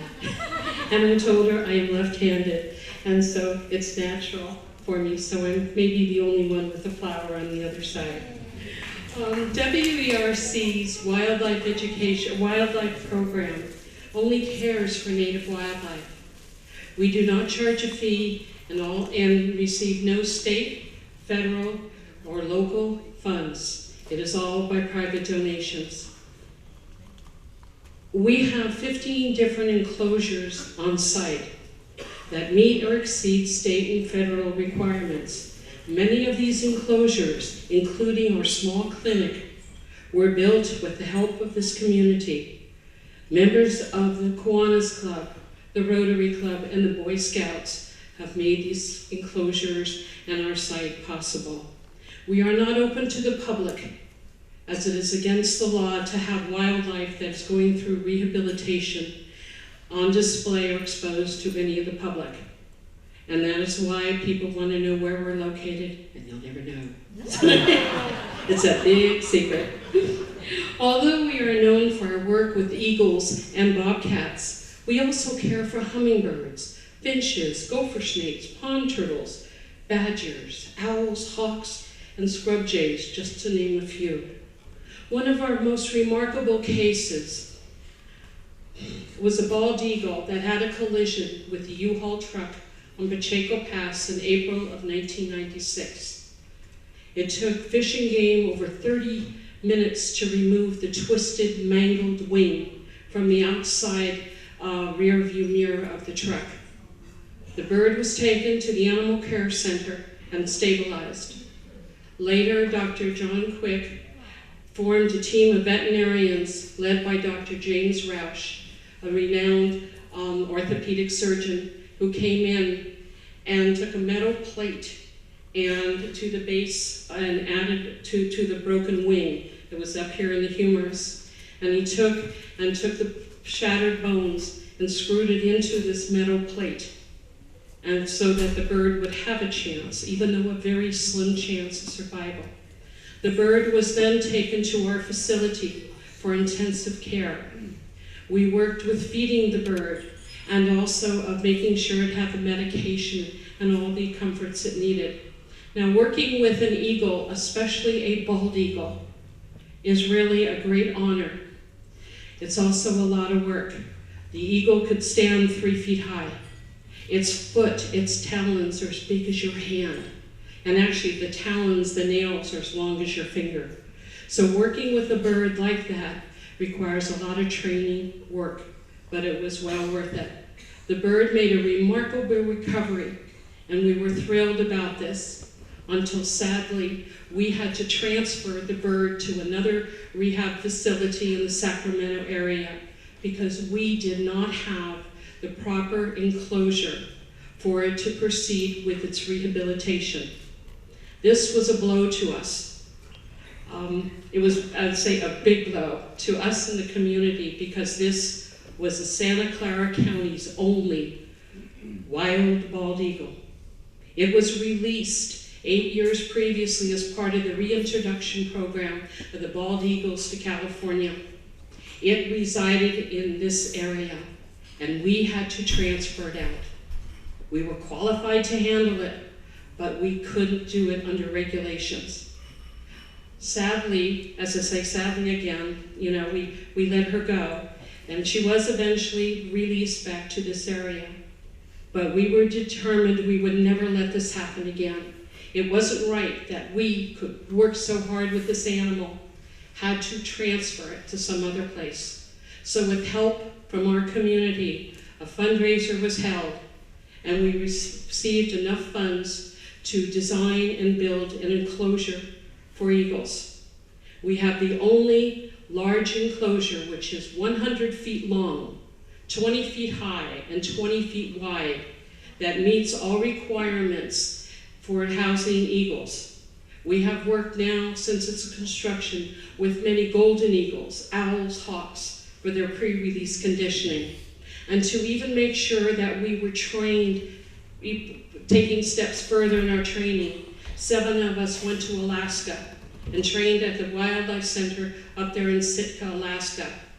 Now, nobody goes to Alaska in January. All 7 of us, mostly from California, this area, traveled to Alaska. And I'll tell you, it was 13 below when we got up there. But we were determined to learn more about the eagles. And we did this also at our own expense. We are very proud of the work that we do.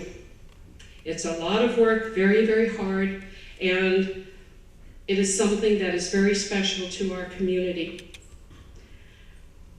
We also are home for 11 non-releasable animals that we refer to as our educational ambassadors. They are very special. We have them at the Taste of Morgan Hill. You've seen them there for over 20 years, they're different ones. We have used them in education programs and other community events. These animals would never survive if they were released. And they are part, again, of the educational team.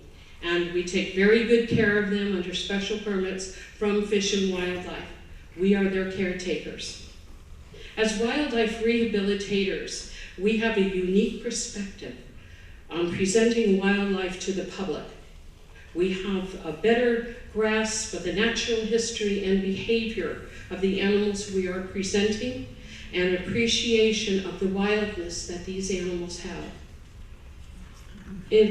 We are not entertainers, and this is why as rehabilitators of wildlife, we can present a better program of full awareness of the animal's true natural behavior, and we're very proud of this.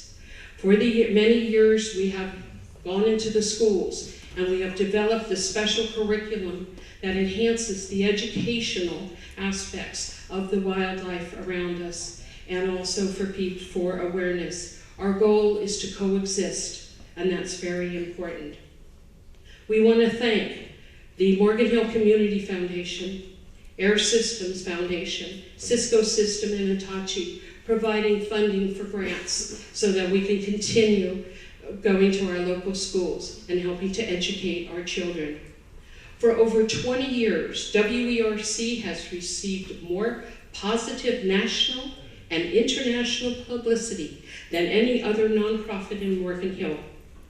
The news media have contacted us from England, Spain, and other countries, as well as throughout the US. CNN and Extra the TV magazine sent a special crew out to film a segment on our work with bobcats. And that also was seen worldwide. We have also been mentioned on the Jay Leno Show and have been featured in several public access television programs. At national and state conferences, we have presented papers on workshops, primarily on education and also on bobcat rehabilitation. And we have been selected to have our work published in several prestigious journals. Kudos especially to our dedicated volunteers who generously give of their time to help the wildlife. They come from all walks of life, from 16 years old to 70. They prepare the meals for all the critters in our care, serving up thousands of rodents and mealworms and other natural goodies for raptors, songbirds, and mammals. And then they diligently get to clean up the results. Okay. They suit up in full body costume, as Amy mentioned, to feed baby bobcats 6 times a day. She also forgot to mention that on the costume, beside the herbs that are used so bobcat doesn't smell a human, we also have to use the bobcat urine. That's how dedicated we are with our programs to make sure the animals will survive in the wild. It's after dinner, so we're okay with that, okay?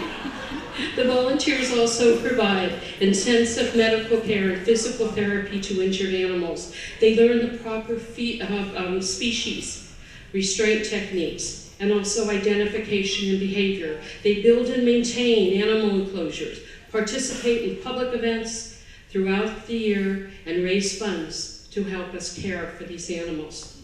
Kudos too to our donors, whose financial support keep our doors open, and to the businesses like Hotspot Printing, who adopted us many years ago and provide all our printing needs.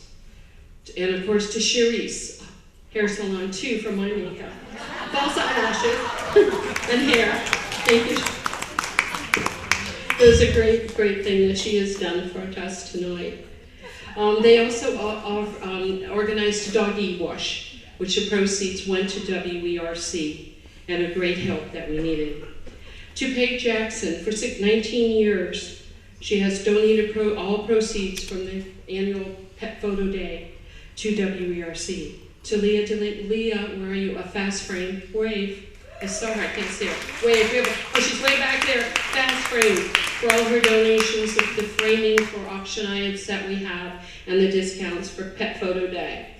To Jean at South Cochrane Storage, and to the many other local businesses who have donated items to our annual auction.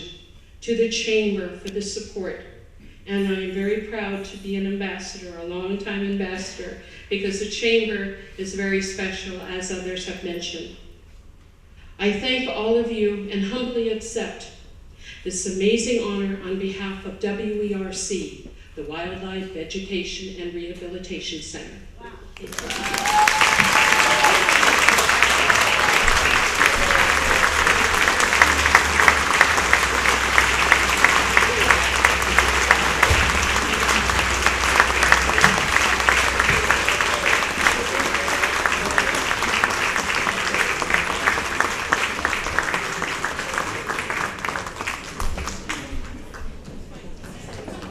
We realize that we're running a little bit over, but as you can tell, the people who are up here are very dedicated and passionate. So I hope you'll bear with us. We are running a little bit over, and I apologize for that. At this time, will Jim Carrillo please join me at the podium to introduce our 2011 Man of the Year, Marty Cheek.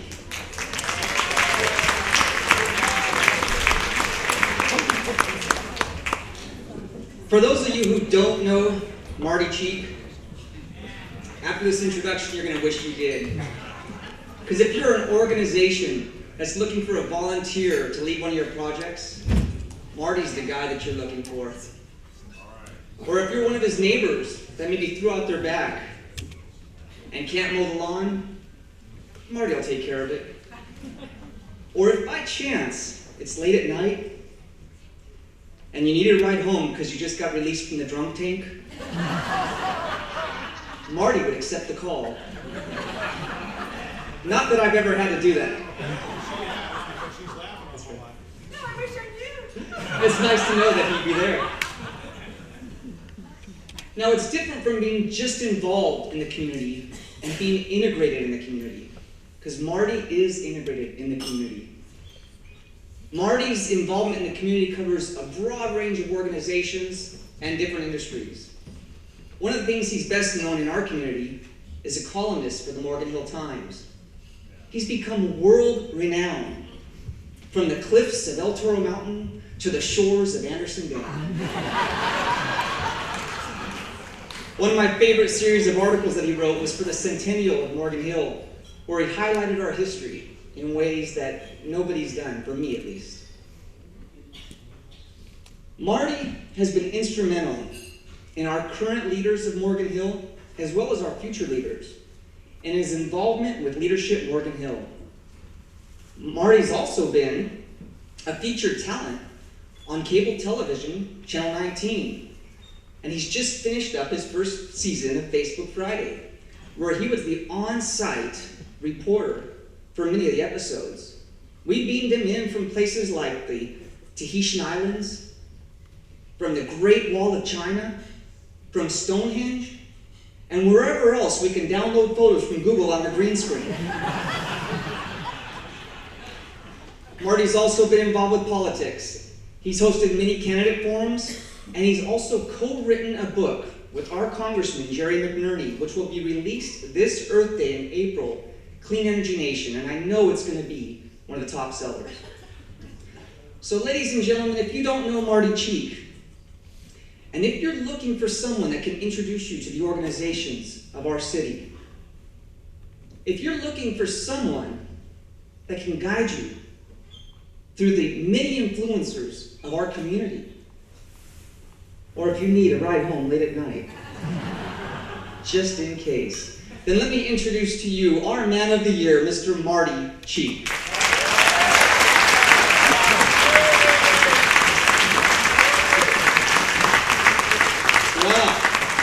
I feel so loved. Thank you, Jim, for that incredible introduction. If I start having a John Boehner moment here, please forgive me. I'm not the Speaker of the House, I just cry like him. It was kind of a shock when Chris told me about the fact that I'm the Man of the Year, and it really the thrill going around town and being famous for, well, at least this year. And I really appreciate the love I'm feeling and the friendship and the warmth that comes along with this incredible title. I think this is a real thrill to be the Man of the Year, especially considering the fact that we have so many caring and sharing people in this town. People have to give their time and their talent and their energy to make Morgan Hill such an incredible place. And I applaud you all, and I think you should applaud yourself for being such great people. I see so many people, I know so many people in this town that really give a lot to this community, and I'm honored to be part of that group.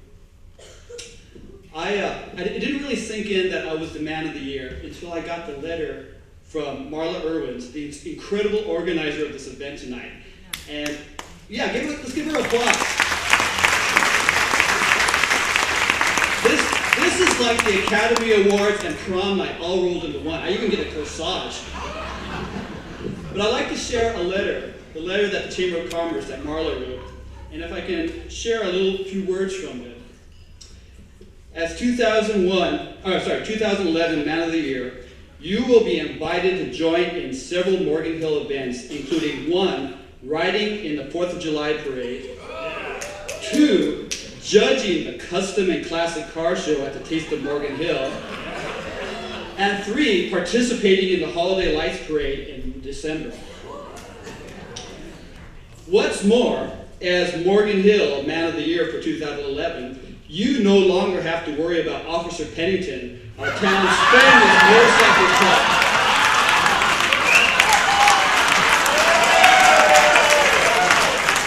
Mayor Steve Tate will present you with a certificate for ever absolving you from ever getting a traffic ticket in Morgan Hill. Thanks, Mr. Mayor. But wait, there's more.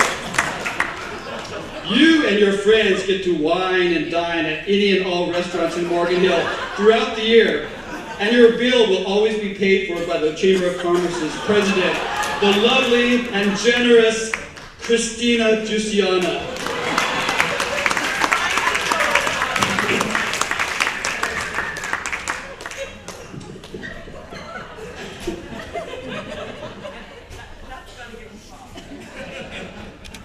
I'll try. I want to share with you something that very few people in Morgan Hill know. I came to Morgan Hill 11 and a half years ago during a very painful and challenging time in my life. I was looking basically for a new start in a new town. And so I bought a house, a beautiful townhouse home in Morgan Village. And on July 28th, 1999, precisely at 5 o'clock when I got the title deed for my house, I drove into the driveway with my truck filled with lots of more stuff for my new home. And I had a pause there and I realized I don't know a single soul in this town. And it was kind of a nice feeling because I had this completely clean slate to rewrite my life on. And about a week or so after I moved in, one hot August night, I took a moonlight hike up Thomas Gray Road on the East Foothills. And I looked down at the city and saw the lights and the homes and the cars rolling along the avenues. And I said a little prayer. God bless this town. God bless the people in it. and God bless my life here. And looking back on the last 11.5 years, I have a hunch God answered that prayer, because we live in a town that is truly blessed. I mean, we have a quality of life here that's incredible, and I hope we appreciate it, because I do, and I know a lot of you do. We have so many great facilities, our libraries, this community center, the sports and recreation facilities we have, and a great downtown that's still a work in progress, but I believe in 5 or 6 years, this downtown will be one of the most beautiful in the Bay Area.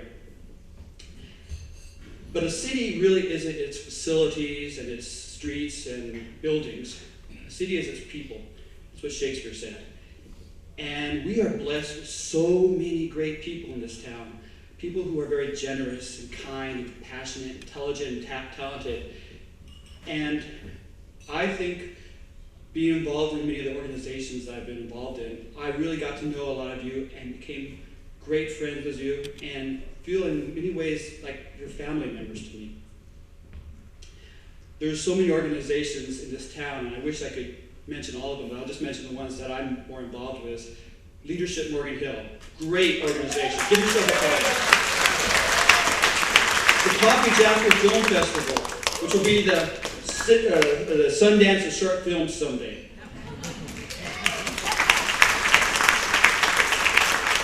The Silicon Valley Puzzle Fest, which is happening this weekend, and I recommend if you love crosswords and Sudoku, go to the library tomorrow and play with those. The 4th of July Parade and Independence Day Inc. The Friends of the Library, the Morgan Hill Library, they're all over there. Toastmasters, the Toastmasters Club, we have some Toastmasters. The Parks and Recreation Commission, we have some commissioners here. And last but not least, Morgan Hill Access TV, which is those two guys over there, Bob Snow and Larry Talbot.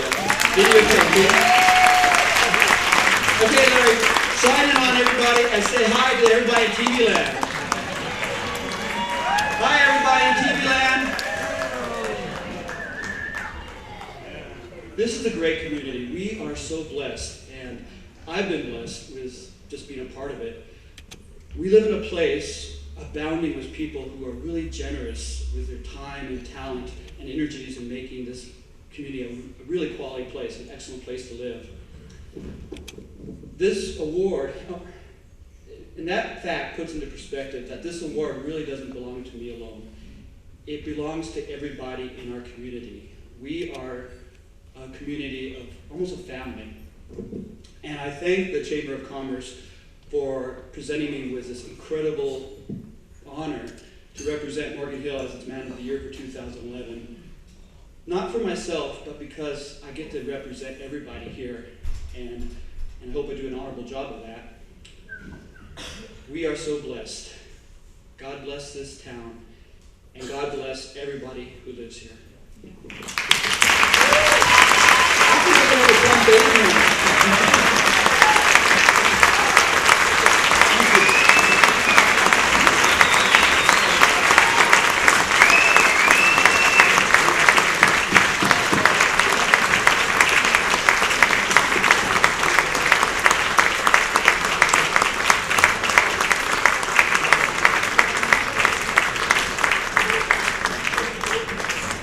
Thank goodness he left that letter here, because that's going to go to the shredder on Monday.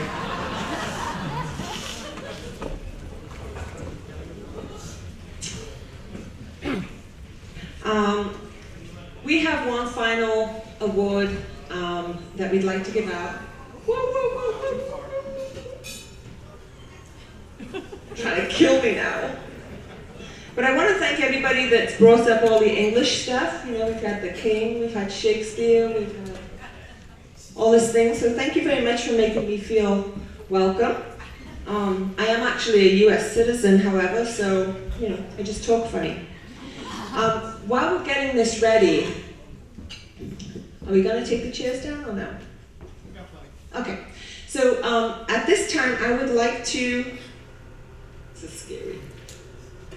I'd like to ask Cricket Rubino to come on up to the podium and introduce our 2011 Woman of the Year, Lorraine Wells.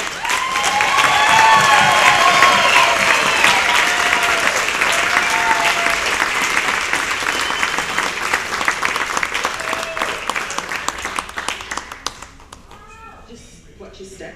We don't have insurance if you fall. Thank you. It's the city's insurance. Then I'm sure it's good. Yeah. I'm going to help us all catch up. This is not going to be a movie, so don't get too excited. I was honored when Lorraine asked me if I would introduce her because I can't think of anyone in this town who has done more for our community than Lorraine Well. My only problem was I didn't know how to say it all in 3 minutes, which is what I thought we had. I guess I was wrong on that, but I thought it was 3 minutes. So anyway, I thought, well, now how am I going to say everything I need to say about Lorraine when I don't have enough time to say it all? So I thought, as a resume writer, I will introduce her with her resume. So I'd like to share with you the Woman of the Year's resume. My husband is the cameraman, and he's a little high, dear. There we go. Okay, resume for Lorraine Well. Woman of the Year. Profile. Born and raised in Brooklyn, New York. After graduating from college, traveled around the United States, meeting her husband of 40 years, Herm Welk. They moved to Morgan Hill in 1977 with 2 children, Gretchen, age 3, and Greg, age 2. Professional experience. 1998 to present, Gavilan Community College, site director. Lorraine has been at Gavilan College for 13 years. She manages the complete operation, including class offerings, supervision of staff, maintenance, and budget. As part of her responsibility, she assists students, parents of students, wannabe students, walk-ins, anybody that comes to the site. In 2002, Lorraine coordinated and facilitated the move from the original Morgan Hill location behind the old tenant station, well, it's not the old tenant station, it's the tenant station, to the new and current home at the Community and Cultural Center, where it helps serve as the center stone for our community. A perfect place for our Woman of the Year. Are we together? Okay. 1980 to 1998, Morgan Hill Chamber of Commerce Executive Director. Hired in 1980 as the only staff person for the Chamber, which was serving 190 members. Current membership is 475. The main objective of this position was to encourage economic development, initiate special events that would promote the Chamber, and develop programs that serve as revenue generators. Give Lorraine a challenge and then step aside. Professional and development achievements. In her 18 years at the Chamber, her list of accomplishments is extensive. Here's what Lorraine left as her legacy. Mushroom Mardi Gras, Taste of Morgan Hill, Orchids and Onions, Good Morning Morgan Hill, Member Mixers, Morgan Hill Directory Program, Morgan Hill Trade Show, Annual Christmas Parade, and in numerous special events, including the No Sidewalk Sale to promote downtown merchants after the 1984 earthquake caused so much damage the sidewalks had to be torn up. She gives back to our community in so many ways. Community fundraisers she has either spearheaded or lent her expertise to. United Way, Leadership Morgan Hill, YMCA Community Support Campaign, Together for Life, Workability Program, Downtown Revitalization, Morgan Hill Community Soccer Collaboration, and of course continues to support the Chamber as an ambassador, volunteer, and chair of the Taste of Morgan Hill. Conclusion. Aren't you glad? Lorraine has made a huge impact on our community, and she continues to do so. She is a true leader. She has a clear vision of what she plans to achieve, whether in her workplace or with local organizations. Undaunted by naysayers, she has the commitment to get things done. Her word is her pledge, her honesty and integrity, her persona. She brings flair, resourcefulness, and sound business sense to all of her endeavors.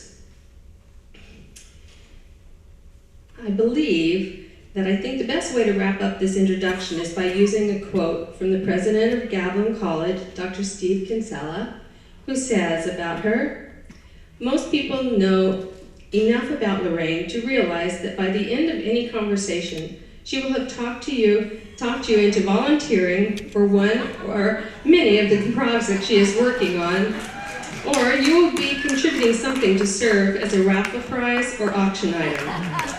Lorraine is a tremendous resource to Gavilan College as we work to meet the needs of the students in Morgan Hill. She truly is Mrs. Morgan Hill and an exemplary example of a woman who is the thread that holds the community together.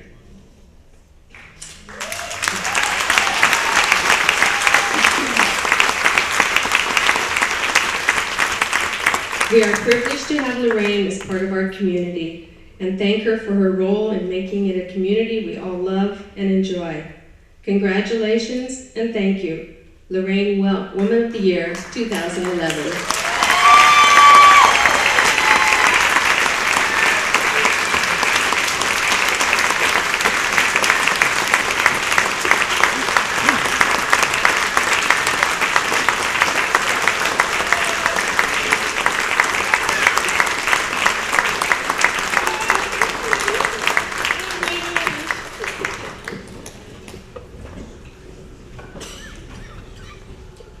This is really overwhelming.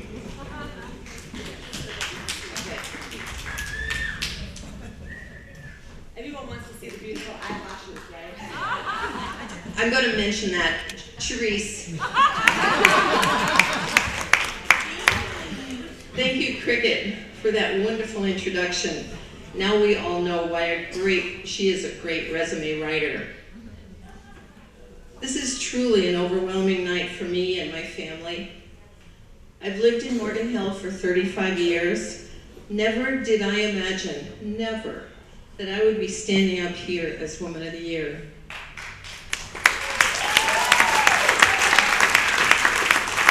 I personally coordinated, it was 19 years of Citizen of the Year banquets, dinners, not always here, Friendly Inn, Golden Oak, but 19 years of those. And every year I was in awe, I was inspired by all of these wonderful men and women of the year. Tonight, we didn't have room on the program to list them all since 1958, but the ones that are here tonight that I know so well, and I'm still in awe of them, I just want them to stand and be recognized. Mike Rubino, 1984 Man of the Year.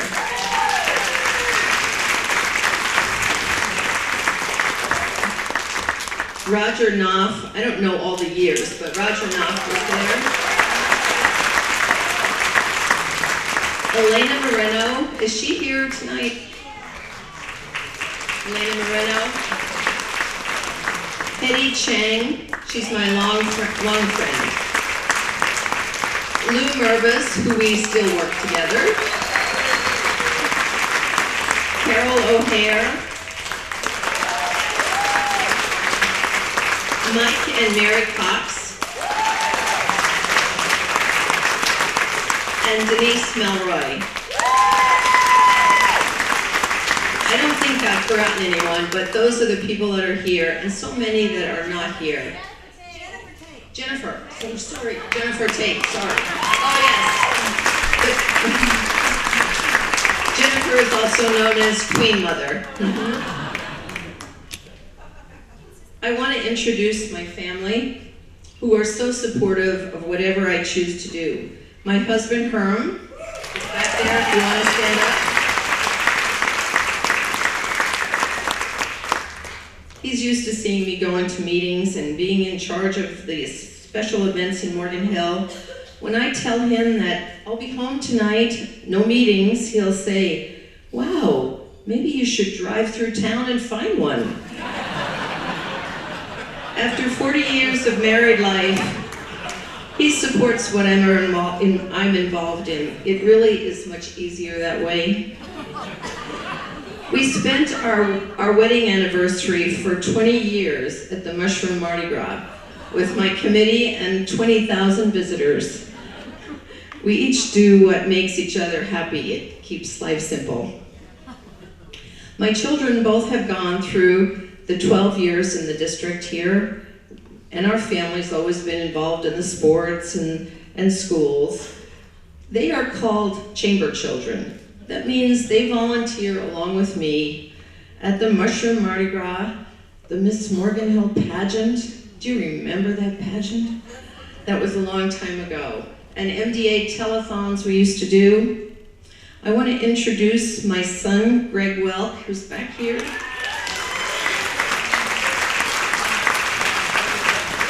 Greg is a videographer for KPIX in San Francisco.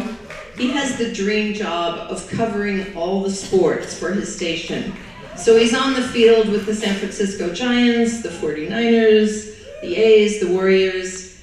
He just loves that child. I could tell you a little bit about how it attracts chicks, but I'm not going to go into that. Our daughter and her husband, also a Live Oak grad, Gretchen and Chris Littlejohn of Roseville, California. Gretchen is the executive producer for KCRA out of Sacramento, and Chris is the area manager for Enterprise Rent Cars in Northern California area. All of you who know me, you have listened patiently to me rave about my twin grandchildren. 12-year-olds. They love being here tonight. Jake and Haley Littlejohn.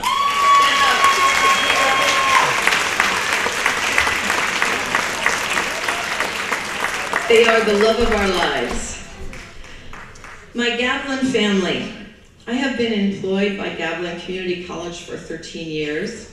I was hired in 1998 to be the site director for the newly established Morgan Hill site. This site has grown to 1,000 students. They're not all fully enrolled students, that means they're not full-time, but they're still the students there, and it's a small campus, and I personally know them pretty well. I take pride in their accomplishments. Debbie Padilla said a few things about educators. It only takes one person to make a difference in a student's life. It doesn't have to be an educator or a counselor. In some small way, sometimes I'm that person. I'm honored to introduce the president of the Board of Trustees and longtime friend Laura Perry. Another of our board members, Mike Davenport. And it's an honor to introduce our college president, Dr. Steve Kinsella. Steve has been the rock that makes Gavilan Community College so well respected and so solvent. The Vice President of Student Services and my immediate boss, John Pruitt, is here. To all of my Gavilan colleagues attending tonight, I appreciate you being here so much. I thank each and every one of you.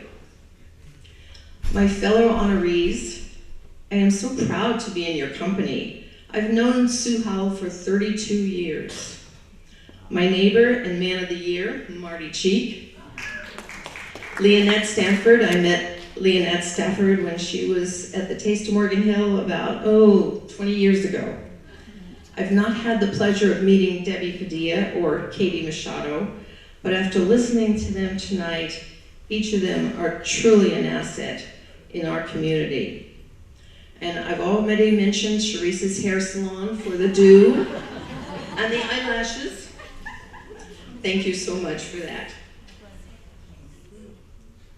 There are so many nonprofit organizations in Morgan Hill. Marty mentioned a lot of them. We all try to do our thing and try to take the time. The organization that has my heart is Leadership Morgan Hill. I was a part of this from its birth and went through the class of 1998. We all like to say our class is the best, but in reality, every class is the best. Not only you bond with your class, but you bond with the entire alumni. We're probably over 300 prominent leaders that have a passion to give back to this community. After 15 years of operation, I was on the board of directors for 10 years, turned out, and now back on the leadership board as funds development director. All of our alumni have a sense of pride that is overwhelming. The class of 2011 is no exception. I would like to take a second here and have all of the leadership attendees stand up and applaud yourselves.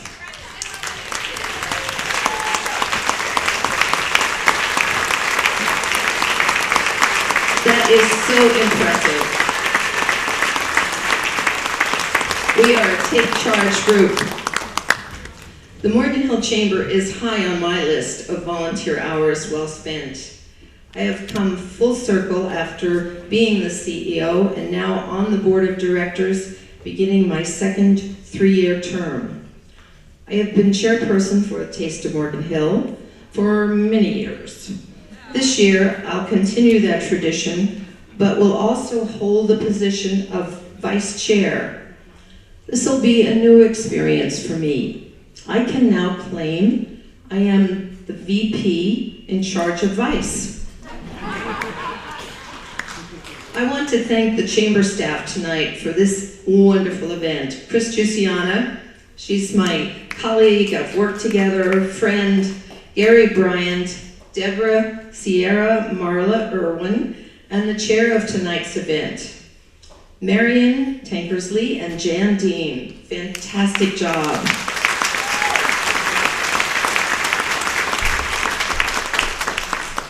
I will talk a little bit about sponsorship, but thank you sponsors. I do the care and feeding of sponsors. That's kind of my way of life, so thank you for all the sponsors tonight. For those that, and let me tell you, I got a new friend last September, Jeff Burris. He is going to be my partner throughout this year. He has set a high bar for next year for me. For those of you who do not know me, I can tell you I've got that unusual and odd trait of enjoying fundraising. I fell into this skill after college when I accepted a position from the National Foundation of Tuskegee Institute in New York City. It was the headquarters for $1 million fundraising campaign. I was then introduced to the art of asking for money with a win-win situation. I continued the solicitation of funds for nonprofits when I found myself living and teaching Athabascan Indians in Alaska. I was actually part of that VISTA program. Marty and I talked about that tonight a little bit. That was this Sergeant Shriver's program back in the late 60s. I was in a tiny community of Tok, which was desperate need for a doctor, and used my skills and time to recruit a doctor who wanted to experience life in the wilderness. From Alaska, the same person that I worked for in New York City recruited me to come to Stanford University to work for the MBA program, soliciting funds from alumni. Fast forward to Morgan Hill and the Morgan Hill Chamber of Commerce. After raising my 2 children and seeing them in 1st and 2nd grade, I needed something to make me feel that I wanted to contribute to this community. When you come from New York City, you never contribute. You just kind of never eyeball anybody. You just exist there. Morgan Hill is a unique place. So the chamber didn't have any money to hire me. Some things never change. They took a loan from Bank of America to pay my salary and direct me to work with the Morgan Hill Fire Department and Brad Spencer to put on a festival and share the profits with the fire department. Thus, 1980 began the Morgan Hill Mushroom Mardi Gras. I learned event planning under fire, and in order to keep the chamber afloat, I manipulate a vendor spot at the Gilroy Garlic Festival, where the chamber directors and volunteers sold souvenir wine glasses and the wine. We earned $20,000 a year for 10 years, 3-day thing in July and $20,000. That was really good for us, until Gilroy decided after 10 years that, this isn't good. We should keep that money in Gilroy, which was fair. In the 1980s, the term sponsorship was not heard of. I looked at every chamber program and needed to turn a profit, so I changed the Miss Morgan Hill pageant into a profit-making. Does anybody remember that pageant? It was a sacred cow for most of the directors, but finally it phased out. Again, does anybody remember the Ostrich Festival? Gilroy and Morgan Hill Chambers that thought that this was something they would be an annual event for us. It was great fun. It only lasted a year. We still have those t-shirts kicking around. I was invited to be a founding member of the Morgan Hill Downtown Revitalization Program. It was called the DRP. That was in the mid-80s. We hired Greg Sellers to be the program's manager, and the board created a Sunday afternoon Taste of Morgan Hill from noon to 5 p.m. It was 1990. At that time, there was no Butterfield Boulevard, and Monterey could not be closed to traffic. Moving a few years ahead, Greg left for another position.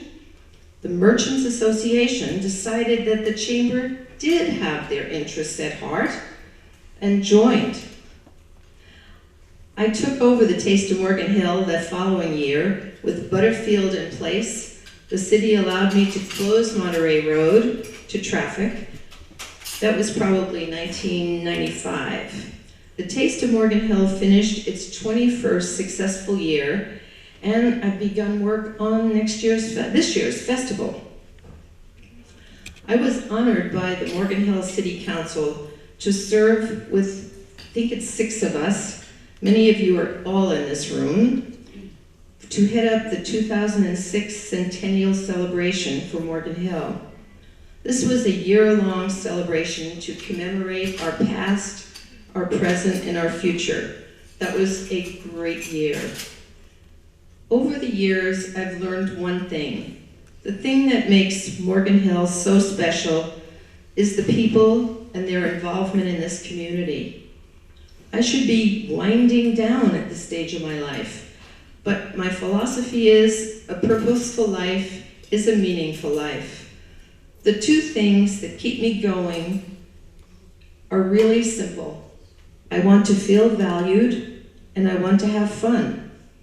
My message to you is to stay involved, participate in order to make a difference in the community that you live in, and the best way to find yourselves is to lose yourself in the service of others, but always have fun and network.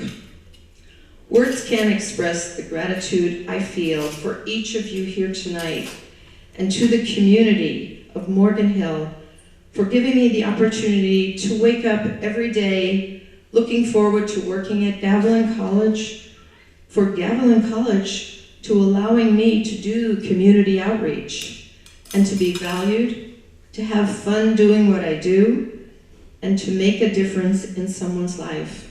Thank you so much for being here.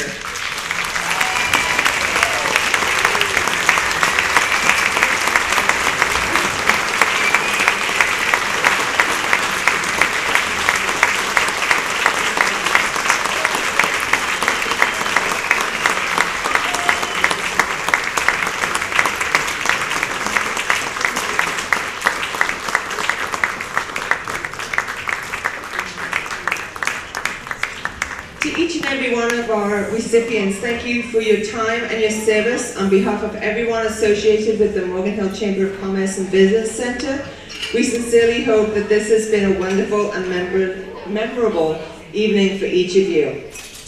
We would like to thank again our special sponsors, the Morgan Hill Times, South Valley National Bank, Heritage Bank, our table sponsors, Abacus Bookkeeping Consultants, Commonwealth Central Credit Union, Holiday Inn Express, Pinnacle Bank, Recology South Valley, and Robert Moulthrop DDS. Our contributing, it's been a long day, sponsors, Guglielmo Winery, thank you so much for this gorgeous wine, love it, and congratulations on selling it in China. After being there, thank goodness they're gonna have good wine. And Hope Photography, thank you so much for coming up and seeing us. And last but not least, for the table decorations, Cal Color donated each and every one of them.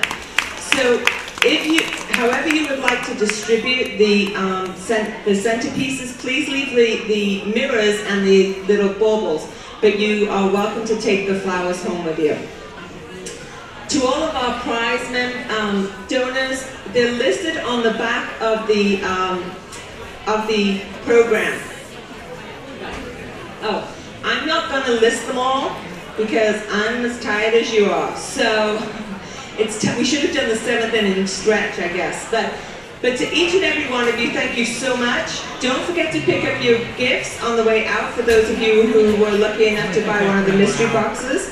Thank you again to Fuchsia for the wonderful food and for all the volunteers who helped put this all together. Thank you so much. We'll see you next year.